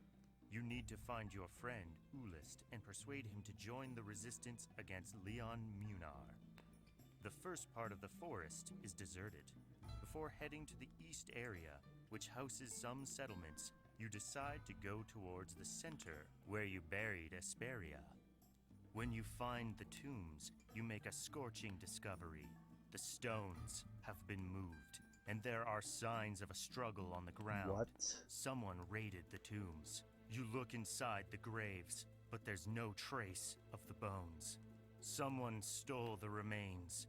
A tear of sadness and resentment crosses your face. Who could do such a thing to Esperia? Only Aaaalso could know. You spur your horse, headed for the populated area of the woods. You reach a clearing teeming with life. There's a true and proper village here, with children playing cheerfully. The dwellers notice you and inspect you carefully. They're not used to visits. A mane of red hair makes its way through the bystanders. Melanir, Aaallso's wife, is unmistakable. Their troubled love story would have made just about anybody smile. It even inspired your ballads. Back when they first met, your friend was a professional assassin, and she was a prostitute. Love knows no boundaries and changes hearts. You're happy to see her, and her smile shows the feeling is mutual. Daragast! She screams as she runs toward you. You dismount your horse, and the two of you hug. How are you, Melanir? Fine, but you've been away too long. You look a bit battered. Of course. Come on in, take a bath, course. rest for a while. Of course, she sounds like Merida. She replies happily. Reassured by Melanir's reception, the residents go back to their daily business. Nobody missed your name, though, and they keep glancing at you, curious to see the living legend who defeated the tyrant Triumvar Lotanor 20 years ago.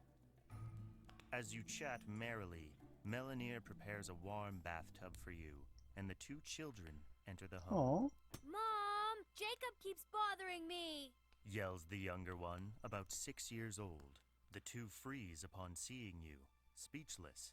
Stop bickering and say hi. Melanir threatens them. Daragast, these are my sons, Jacob and Alan. Come on, say hi. Hi, Daragast. They both chant aloud.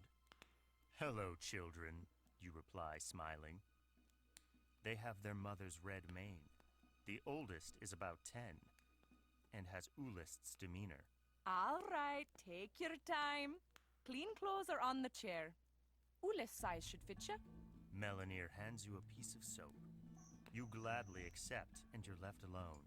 You bathe in the tub, and also in memories, reliving the days of old when you'd traveled together with your friend, as soldiers of fortune at first, and questing partners later. You scrub all the dirt and sweat off, and get dressed. Right as you're about to leave, someone knocks at the door. I'm dressed, come on in. Everyone comes back inside. The children run to another room to play. Melanir, always sunny and smiling, comes in first. followed by your friend, Ulist Orantor. He has a few wrinkles on his face, and his hair has grown white, but his hands are still strong, and his body still slim and toned, despite a bit of gut due to age. I feel you, bro. Says the former assassin. Well, you can now. You both hug and burst into tears. Aww. You don't need any other words, nor to say anything else. Your bond is so strong that the empathy hasn't decreased over the years. Tonight, we'll make a feast for the whole village, with music and dancing, declares Ulist. Thank you, my friend. I could really use some rest. What brings you here? I'm here on the Resistance's behalf. Join us, you tell him, getting straight to the point. Melanir clouds up, and Ulist's face changes expression. I have a family now, and a business. However, I owe you a lot, and I can't say no to you so easily. It's a tough decision. Stay with us for a while, and then we'll see. You don't have to answer right away. I can wait for a few days. You both turn to Melanir, who's smiling sadly. Whatever you do, I want him back safe and sound at the end of it all. She's talking to you, and the admonishment isn't new. You have my word, but please, tell me, what happened to the tombs? I think it was Leon. He must have been looking for Triumvar's talisman. He left the tombs as you found them. I took care of Asperia's body. We cremated her. I didn't even realize that was the same set of tombs. Explains Ulist. Wait, but I had Leon break this one. The children's laughter this one should have been takes you fine. to lighter thoughts and subjects. The evening proceeds with tales and good food. All the village is together. This community pivots around Ulist's family. He founded this hidden place in the world, smuggling exotic delicacies from other cities. Some animals they hunt in these woods cannot be found anywhere else. After the wizard's experiments and the fall of the Tower of Balinor, many of those creatures ran, hiding in every corner of Keylsenar. Sing us something. You're urged by a village woman. Hell yeah, I got my lyre. Of course, you reply with a smile on your face. You stand up as everyone turns quiet and start singing a ballad. Your talent as a bard charms the village dwellers. Night falls on men's hearts, mist rises on women's souls. Sooner or later the sun shall fade, moon's here to light the world. A flame yet burns in the camp's midst, warming desires like a bright fire. One moment of peace, one moment of light. The people applaud. Why was there no music for that? Melanir's heart had already been touched by that song in the past. It's a love anthem, nostalgic though it may be. So, will you come hunting with us tomorrow? Ulist asks you. I'd love to, my friend. The feast goes on with jokes, laughter, and dancing. The day after. Ulist wakes you up, and after you get dressed, he hands you over a black spear, along with a knife with a blade as long as your forearm. Don't take the rapiers. They'd just be an impediment. I only have one now. It'll be much more useful. Oh, I took it back from Bal? That's rude. He has to travel without a weapon. Anything else, you head for the forest. It's first light, and it's not too hot yet. This is the perfect moment to hunt. The animals have just woken up, and you have a good chance of catching them by surprise. So, what are we hunting for? You ask Ulist. They're called saprifix. They're large birds with small wings. They can't fly. Their beak, though, it's as sharp as an eagle's, and they're about the size of bears. What? They protect their nests strenuously, and they don't fear man. So, easy prey, huh? You caustically reply. Ulist smiles. Come on, old man, and be quiet. There's one leaving the nest right now. What your friend just called a nest is really a cave, with a stagnating and smelly water pool right outside. The creature is exactly as he described it. It's not alone either. Another one exits the cavern, and their call reminds you of an eagle's. You're on a hill with a great vantage point, and with even numbers. However, you are in their territory, and given the prey's size, the hunt is dangerous. I believe in you us. can't talk, or you'll be heard by the saprifix. Therefore, you'll use some signs you agreed upon. A closed fist with the index finger signals to launch the weapon. A closed fist signals to approach the animals and stab them. Aaaalso leaves the choice up to you. Oh, I have no idea, so we're gonna save this bitch. Let's just rewrite this. Boom. Done. Okay. I'm gonna go... Let's throw shit, because they're humongous. You sign with the index finger, and you both throw your spears. Aaaalso hits his mark first, piercing the beast, which cries out in pain. Your weapon flies to its target, stabbing its chest. You're both two artists when it comes to weapons, and you cut your risks to a minimum. A face-to-face with these creatures could have been lethal. Great shot, mate. Aaallso smiles. Let's skin them and get this over with, you reply, patting him on That the doesn't back. seem like a fatal blow at all. You finish the job before heading back to the village. His is definitely a fatal blow. Mine, not so much. As you come back to the village, the residents Also, claim those spears the went spoils. black. Melanir has already prepared your lunch, Ooh. and you all sit around the table, the children laughing and eating heartily. Over the next few days, you dedicate yourself to hunting and smuggling. This lifestyle reminds you of your past as a mercenary, and you could get used to it. Your life would be much more peaceful. On the second night, while you're drinking some beer with your friend, sitting outside the hut, the mood grows tense. So, it's time to choose, my friend. Aaallso tells you seriously, and...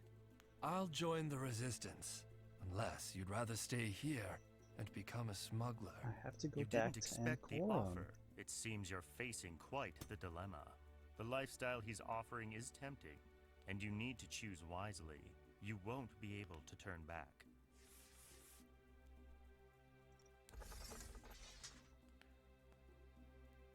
Give me that self. I can't stay, Aaallso. I have many reasons to go back, but Aaaalso is the most important. I want to see her again. Your friend nods. I'll leave for Ismarin in a few days. We'll meet there. I'll be leaving tomorrow. I have a few things to tend to first. Then we'll meet in the forest in a few days' time. Raymond will welcome you with open arms. You better. You wake up at first light. Despite all of yesterday's struggles, you're well rested and think of your next move. What the hell is this? You need to get back on the road, so you ready your horse and jump in the saddle. After a few days' travel, you reach the shining city of Athenios. You know your way around well. You took part in the city games many times when you were younger. You won most of the time. That's how you got your nickname, Snake.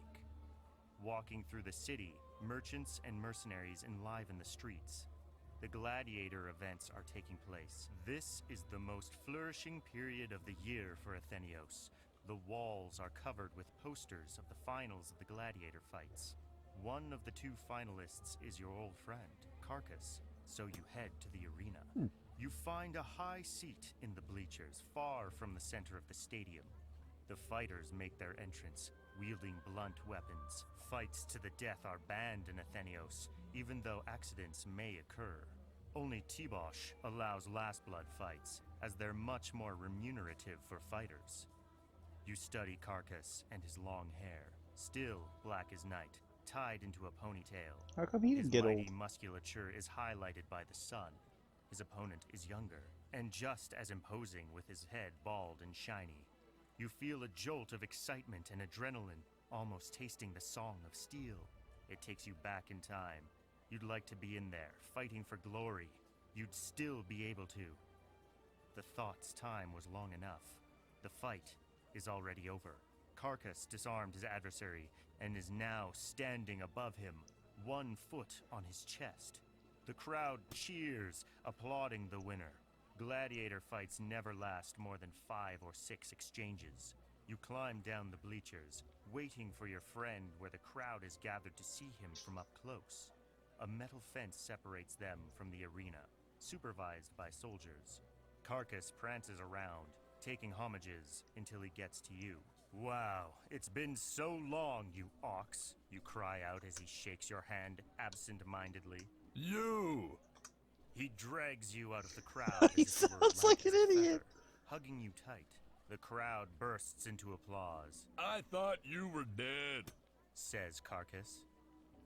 You thought wrong, is your reply. What brings you here? Let's talk about it with some ale after you're done celebrating. At the Black Tankard Inn, then, for dinner. Carcass offers. I'll see you later, then. The guards let you through as you leave the arena, headed for the inn. You negotiate a price for a meal, a bed, and to stable your horse. Despite the people rushing in, you're sure to have a place here. As dinner time approaches, Carcass hasn't arrived. You're hungry and decide to order without waiting for him, when a huge, hairless man with green eyes sits at your table, scowling. It's the man who lost against Carcass. You're that bastard's friend! He's drunk and sluggish, and you decide to ignore him. Despite this, however, he grabs the table, hurling it in the hall. The tavern's customers grow silent. What do you want? Satisfaction, he replies. Hey! Out of here! Both of you! The barkeep yells. Out with me, pig! He's trying to take his defeat out on somebody, and you're the scapegoat. Great. Death fights aren't allowed in the arena, but honor badges and duels are another thing altogether. Let's go. You take your rapiers, and the man precedes you into the street. A circle of curious bystanders forms around you.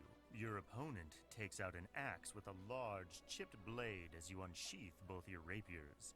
Taking rapiers to an axe fight hardly bodes well for a swordsman. The winner is normally the quickest draw. This will be the key to your success or failure. Oh, shit. I guess I'm gonna have to quick draw then. Watch this kill me. I bet this kills me. You move with exceptional not. grace in the light of dusk and the people's torches. Your rapier's tips jolt against your opponent as if brushing his arms. They leave deep cuts, and he breathes an animal-like cry. He charges in a raging attack, which you must avoid. Divert the blow with your rapier and counter the attack. Block the blow with your rapier and counter the attack. You just told me I can't block this axe, so I'm gonna divert. It's a smart move. You could never parry such a heavy blade. You manage to divert the blow, immediately wounding the arm wielding the axe. The gladiator loses his grip on the weapon and drops to his knees. He's panting, foaming from the mouth. Bastard, he mumbles. I'm not gonna kill you in the street. Kill him. Let him live. I'm gonna kill him in the street. That's too much. Leave now, and don't you dare come back. You threaten your enemy. You're making a mistake, he replies. If you want another match with the snake, come look for me.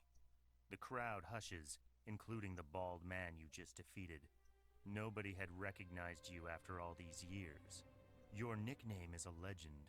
The man suddenly springs up and runs. Dumbass. Only Carcass remains. I don't know what happened, but you must have had your reasons, says your friend. I don't want to talk about it. It's not what I'm here for. You still got it, Carcass adds. As a matter of fact, blood is boiling within your veins, and old habits are emerging. Let's go eat. You try to change the topic. Let's go inside. I have an offer for you. So do I.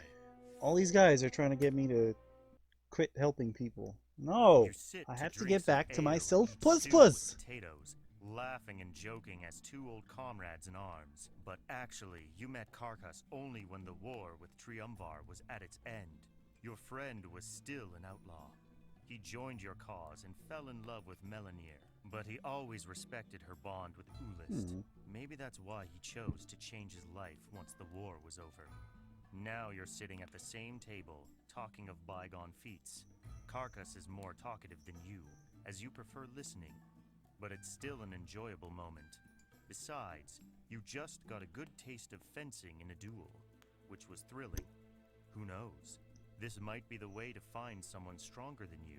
It's been your goal all your life. I don't know if you'd look for So, someone now stronger you if you use Why'd you rapiers. come looking for me?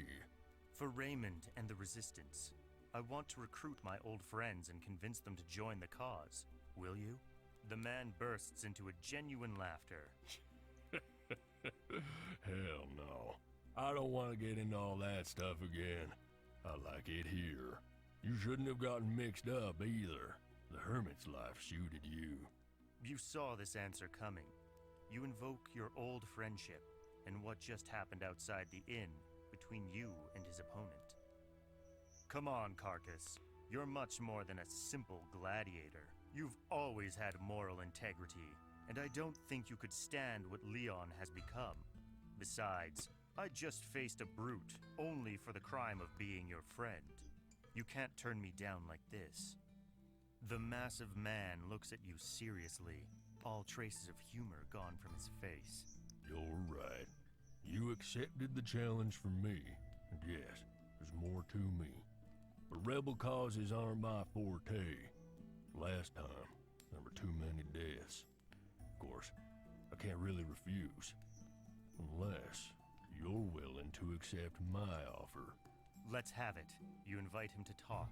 You want to hear more. I noticed you're still a good fighter, and your name is still impressive. You just need to say it with the right timing. You might have a future as a gladiator. Before you do, though, you'd have to restore its splendor here in Athenios. Carcass begins. Where do you want to get to? To the T-Boshi arenas, where the real money is, where we could be kings. You know those arenas far too well. You've been there as a slave, and made your way to freedom one fight at a time. There are no rules. All fights are lethal. You feel a thrill as you keep If I'm going to be killing people out in the could streets, defeat you. it's going to be Oh, for a righteous cause. Let this resistance thing go. I have to get myself plus. No, Carcass. If I were to accept your offer, I could never see the woman I care for again. Your friend nods. All right, then. I'll come to Ismarin. I'll join your cause yet again, Daragast. I just hope I won't come to regret it. I'll be leaving tomorrow.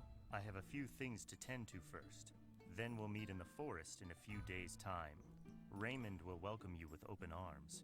You finish eating and take your leave. Whatever happens now is a shot in the dark. Shot through the heart! Oh wait, no, that's wrong. As you deserve. Ooh. Let's go. Oh, okay. Yeah, sure.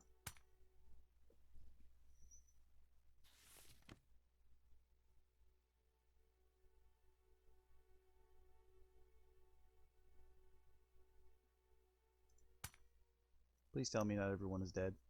As you enter Oh, the thank God. Ismarin forest, you immediately notice something's off. It's too quiet. And there is not one guard in sight. Once you get to the Resistance's camp, you discover a pack of menacing creatures is invading the center of the clearing. As soon as you're within their sight, they start charging you. You feel lost. But Ankorin soothes them with a whistle. Finally, we were only waiting for you, deadbeat. Ankorin starts, smiling. I'm glad to see you too, you reply, shaking your head. What are these creatures? They're Greystorm. They'll be precious allies for the Resistance. Ankorin and the Greystorm aren't the only ones Hey, waiting what up, for you. guys? Ullist, Ball, Carcass, and a stranger are also at the camp. Oh. The stranger starts. Yes. What happened here? We had to run. Raymond led us to Satrapur. Leon was about to attack us. How long have you been here? You ask your friends. He was already here when we got here, Replies Ullist, nodding to the stranger. We've been waiting for you for a couple of days. We'd have left after a few more. You nod at your friend and turn back to the stranger. Could I know your name? I'm Palisar, the new head of the Resistance. You got here just in time. I couldn't have waited much longer. I came back for you and Ankoran. Now, let's head to Satrapur to reorganize the Resistance. That's too much information all at once. You need to let it all Yeah, for sink real. in. Wait, what? Ankoran had a mission too? What happened to her? Why is this man leading the Resistance? Where is Raymond? Yeah. I figure why are you leading the Resistance answers both questions, but where's Raymond is important. Why isn't Raymond here? You ask, as your heart pounds against your chest. He was killed by a hitman. He had appointed me as his successor to lead the Resistance before that, though. You're sad for this loss, but you need to accept it. Probably the same one who tried to stop me before I came looking for you. I left a man in Satrapur who's in charge of our troops. I've come back here to take you to the city. We'll plan our next moves from there. Let's go then. No time to lose. I don't trust this You guy. call I for think he's the action. other assassin. It will help you not to fall into I think he's the sadness. other assassin. I'll stab him the first chance I get. Upon reaching Satrapur, you find out all the other wizards of the Resistance are dead too. The situation is dire. Your sword is the last magical defense against Leon. Oop, didn't mean to do that. You brush the sword's hilt and close your eyes, thinking of Raymond and the hopes he had pinned on you. But you're not a leader, and you think Palisar will be a worthy successor. Everyone is, in their own way, trying to keep up the rebels' morale. Timos is trying harder than anyone. He's a tall, massive man and a skilled strategist. He's tight with Palisar. You, Ulist, Ball, Carcass, and Ankoran all swear loyalty to the cause, inspiring everyone's awe. However, you would like to understand how Raymond I don't trust this new died. guy. I'm gonna stab him. You ask around, starting a small investigation, until you are approached by a boy as you're talking to a few of his friends. Hello, Dargast. What's your name? Phil. He replies, blushing. He looks torn, but since he's shy, you'll have to strike the right chord. Come, sit with us. The boy gladly accepts, and also takes the beer stein you've offered him. So, what is it, boy? Carcass asks, convivial as usual. I heard you're looking for Raymond's assassin. You look at each other. Is this kid a gutter rat? Talk, Phil. Ulist urges him on. I'm scared. Don't worry. You're safe with us. Ball adds. Yes, we'll protect you. And Corin reassures him. The boy musters up some courage and spills the beans. The other night, I heard Timos talking to someone. I couldn't recognize him, but he was boasting about how he killed the wizards. He said the Resistance is reaching its true goal, how only Leon is left. Are you sure that's what you heard? You ask, shocked. He nods, firmly, even though he's afraid and nervous. Could it be Palisar, the man he was talking to? Ulist asks. No, I know his voice, but he might be involved, since they're friends. Phil answers.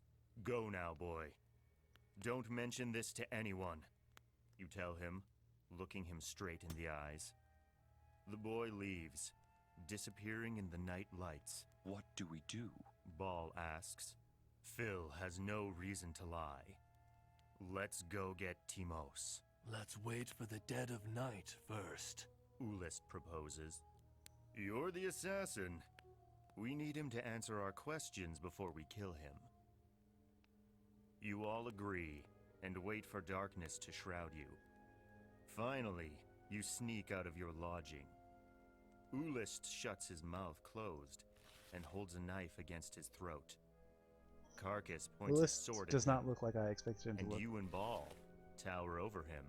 Hello, Timos. If you don't answer our questions, Ball will make you suffer like hell. The man opens his eyes wide and fails to hold his bladder for the terror.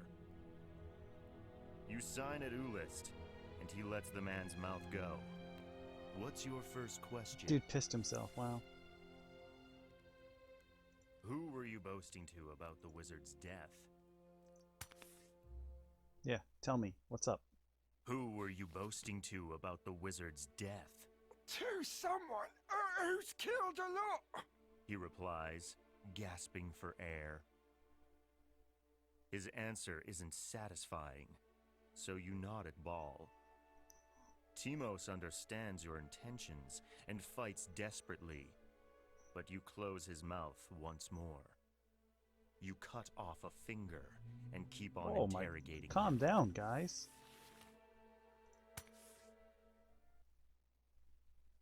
Who did it? Suddenly, a black square-bladed dagger slits his throat, and the words die in his mouth. There's a hole in the tent, and you all run outside. The situation is escalating. Uh-oh. You quickly run out of the tent, and 2 more darts jolt towards you. Your friends are held back, and you find yourself alone, staring into Palisar's eyes. You should have minded your business, says the elf. I knew it! You Sorry, I shouldn't read a have little killed further ahead again. Raymond, you reply. Before he prepares another dart, you have to attack. You also hear footsteps behind you, and you understand Palisar isn't alone. Your friends are already busy fighting someone else. Since they were held back, you're going to have to take this fight alone, ending it as swiftly as possible. You move forward, unsheathing both your rapiers. Aw, And snaps. the elf mirrors you, wielding a sword and a dagger. The dim light is enough to study the opponent. Palisar is in a defensive stance, barely exposing his left leg. You should figure out how best to attack. Maybe you could try to open up his defense, stabbing at him, or try and bind him to disarm him.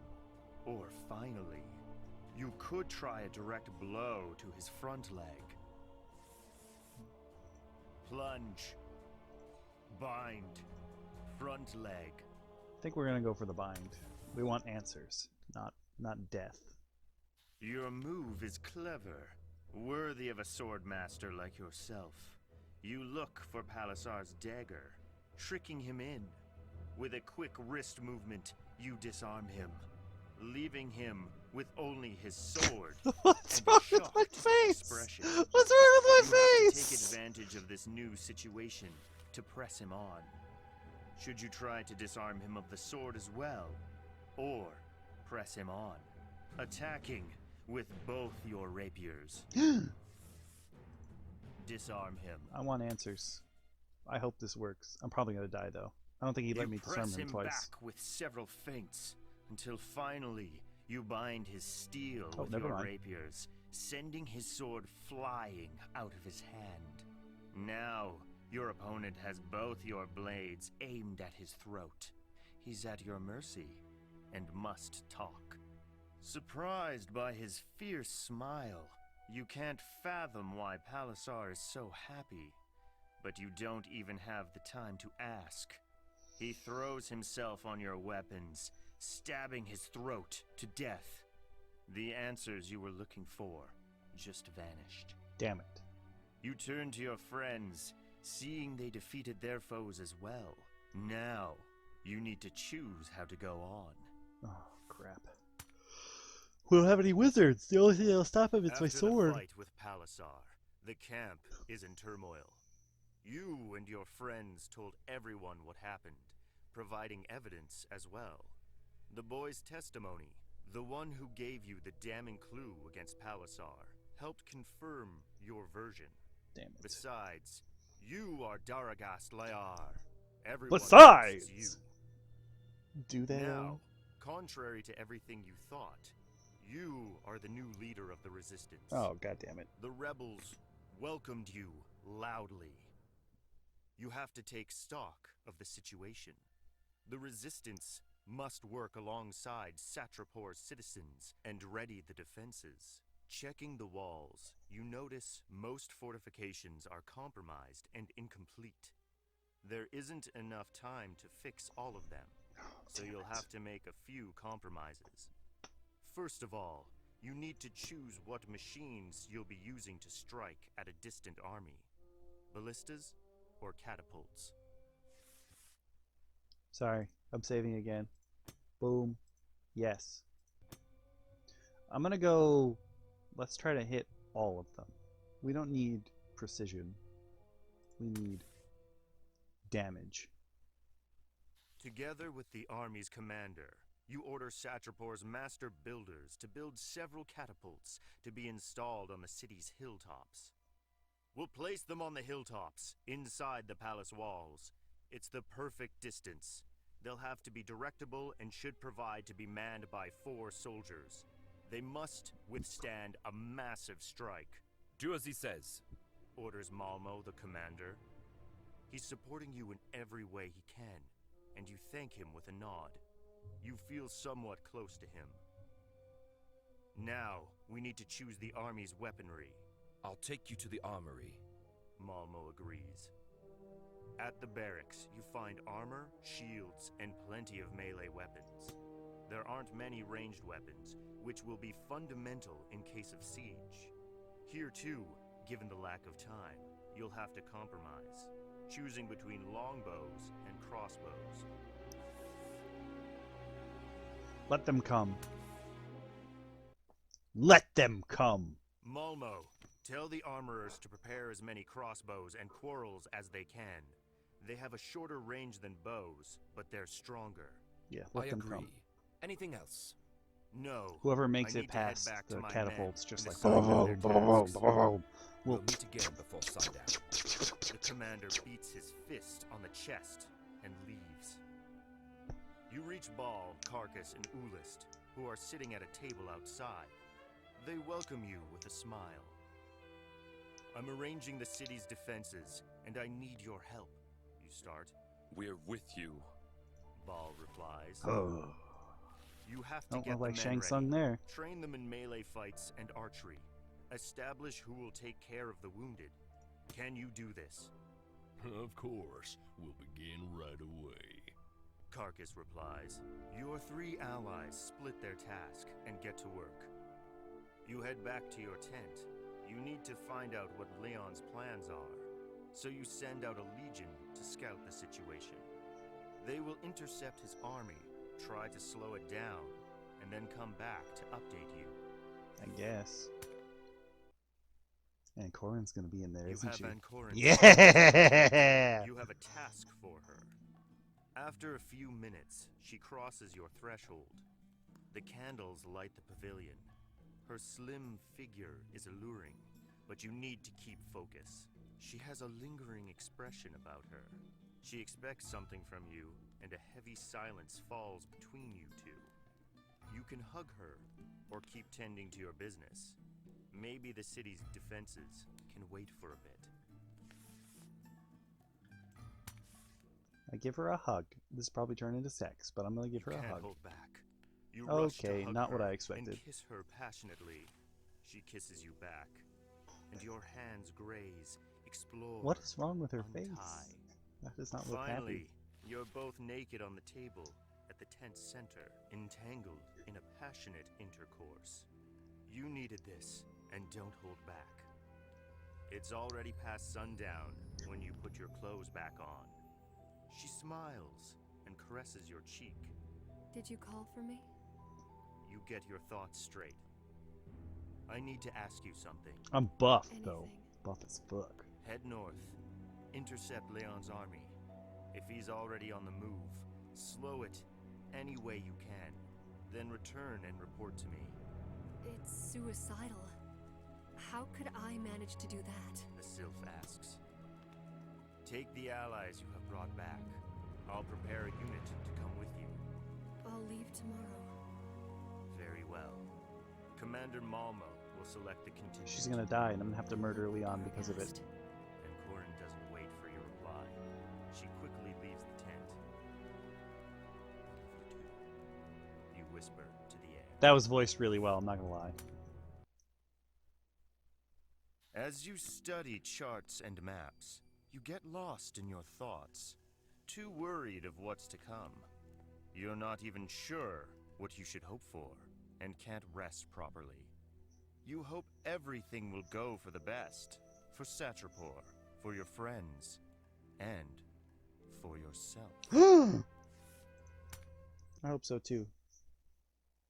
You command the archers to take their posts and target the enemy. Oh my They are god, to take that's a as big many board. lives as they can. It's a wise choice. The enemy starts retreating. Then Fuck off, Leon. the opposing force deploys its archers. Now the battle rages on in the distance, and corpses start piling up on both sides. It's time to start using the defensive engines. The attack on the walls must be stopped. A huge earth elemental appears right in front of the city gates. It'll manage to break through soon.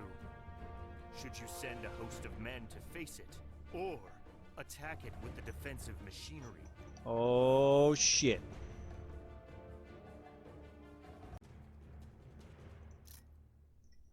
It's probably gonna be another little jump in the audio, but we're gonna take this guy out with some big ass catapults, boys. Target the elemental! You yell at the soldiers as they man the machinery. Even though they obey right away, the monster is just too powerful and smashes in the gate. There is no way around it. You have to face the beast. Oh, Jesus. So you rush down the stairs to the entrance. A projectile hurled from one of the war engines hits its mark, and you're tossed to the ground. Leon is ready to face you when you stand back up. Face me, Leon! Leon, your old pupil stands before you.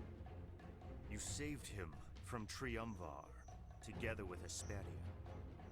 You stare into each other's eyes. Your feelings are somewhat... Metal Gear Solid 3? What? It's time to settle all scores. Now.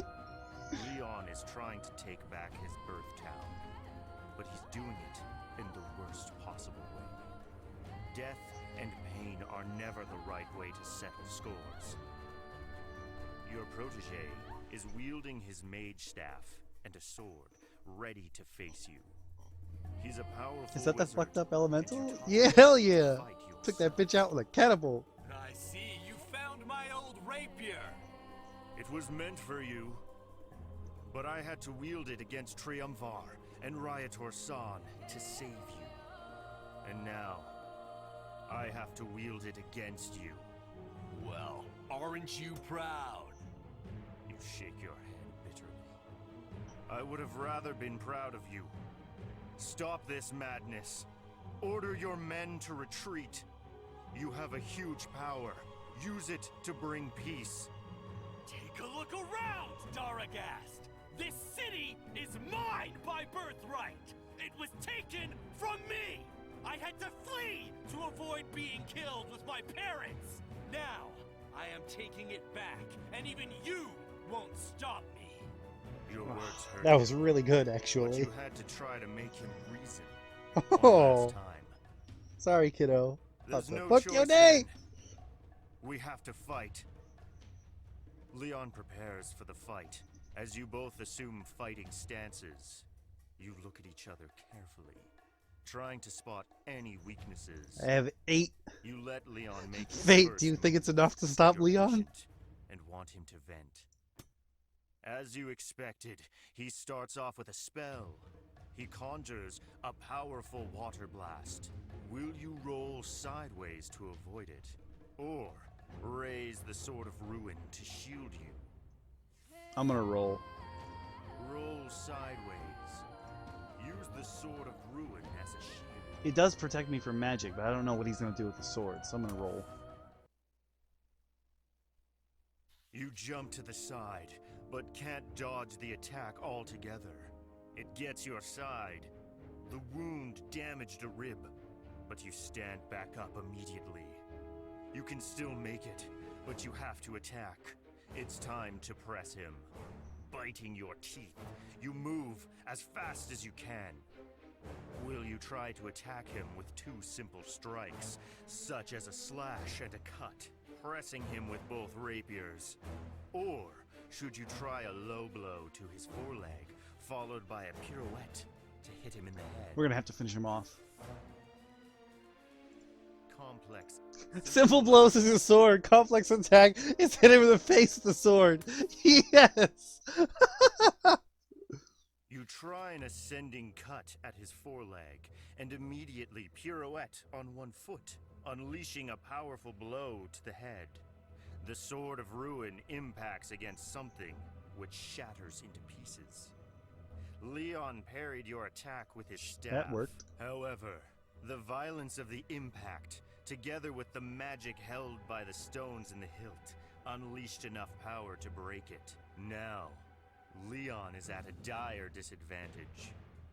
You have to find some way to defeat him, or it'll be the end of Satrapor.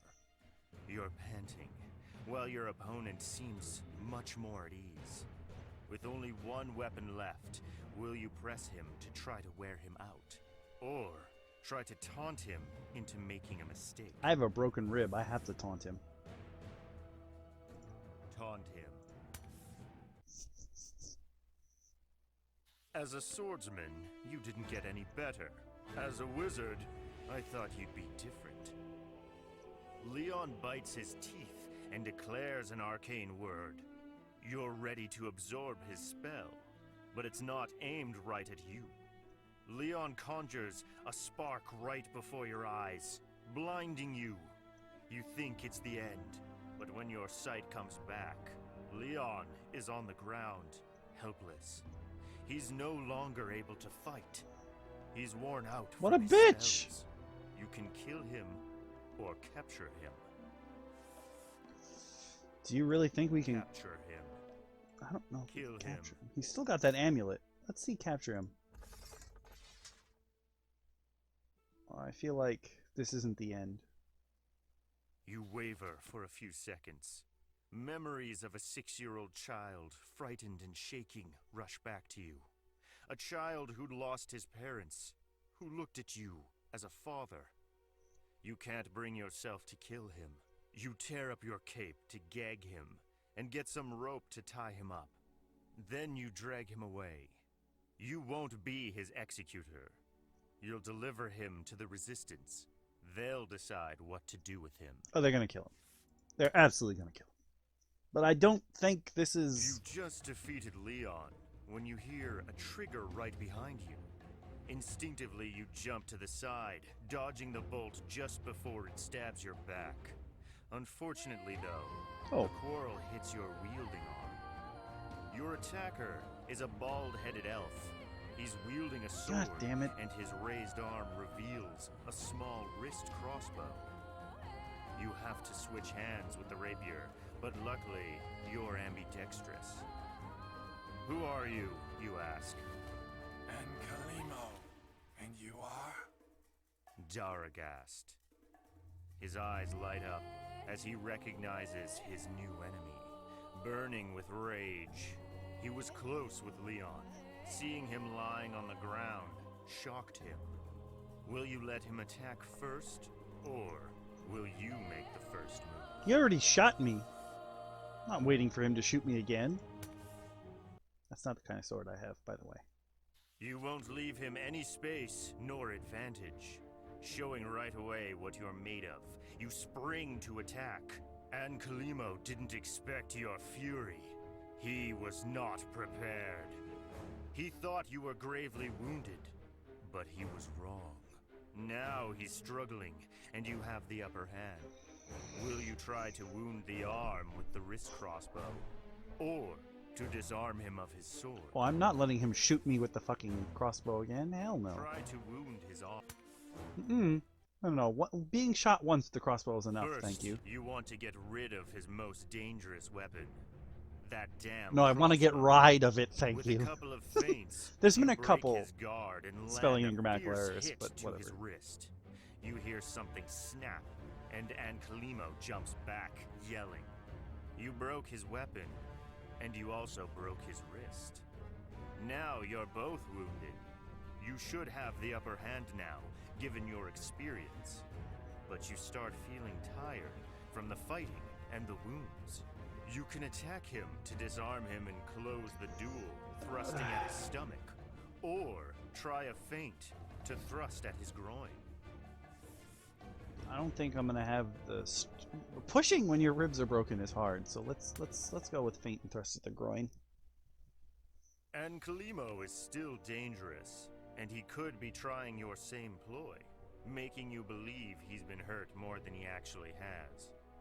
You feint a blow to his head, forcing him to parry high, opening his guard to your real target. He bites, and with a quick wrist movement, you bring a foin to his groin. You sever his femoral artery. Blood spurts everywhere, and your opponent crumbles to the ground, where he dies in a matter of seconds. Now this damn siege has to stop. I really thought Aaaalso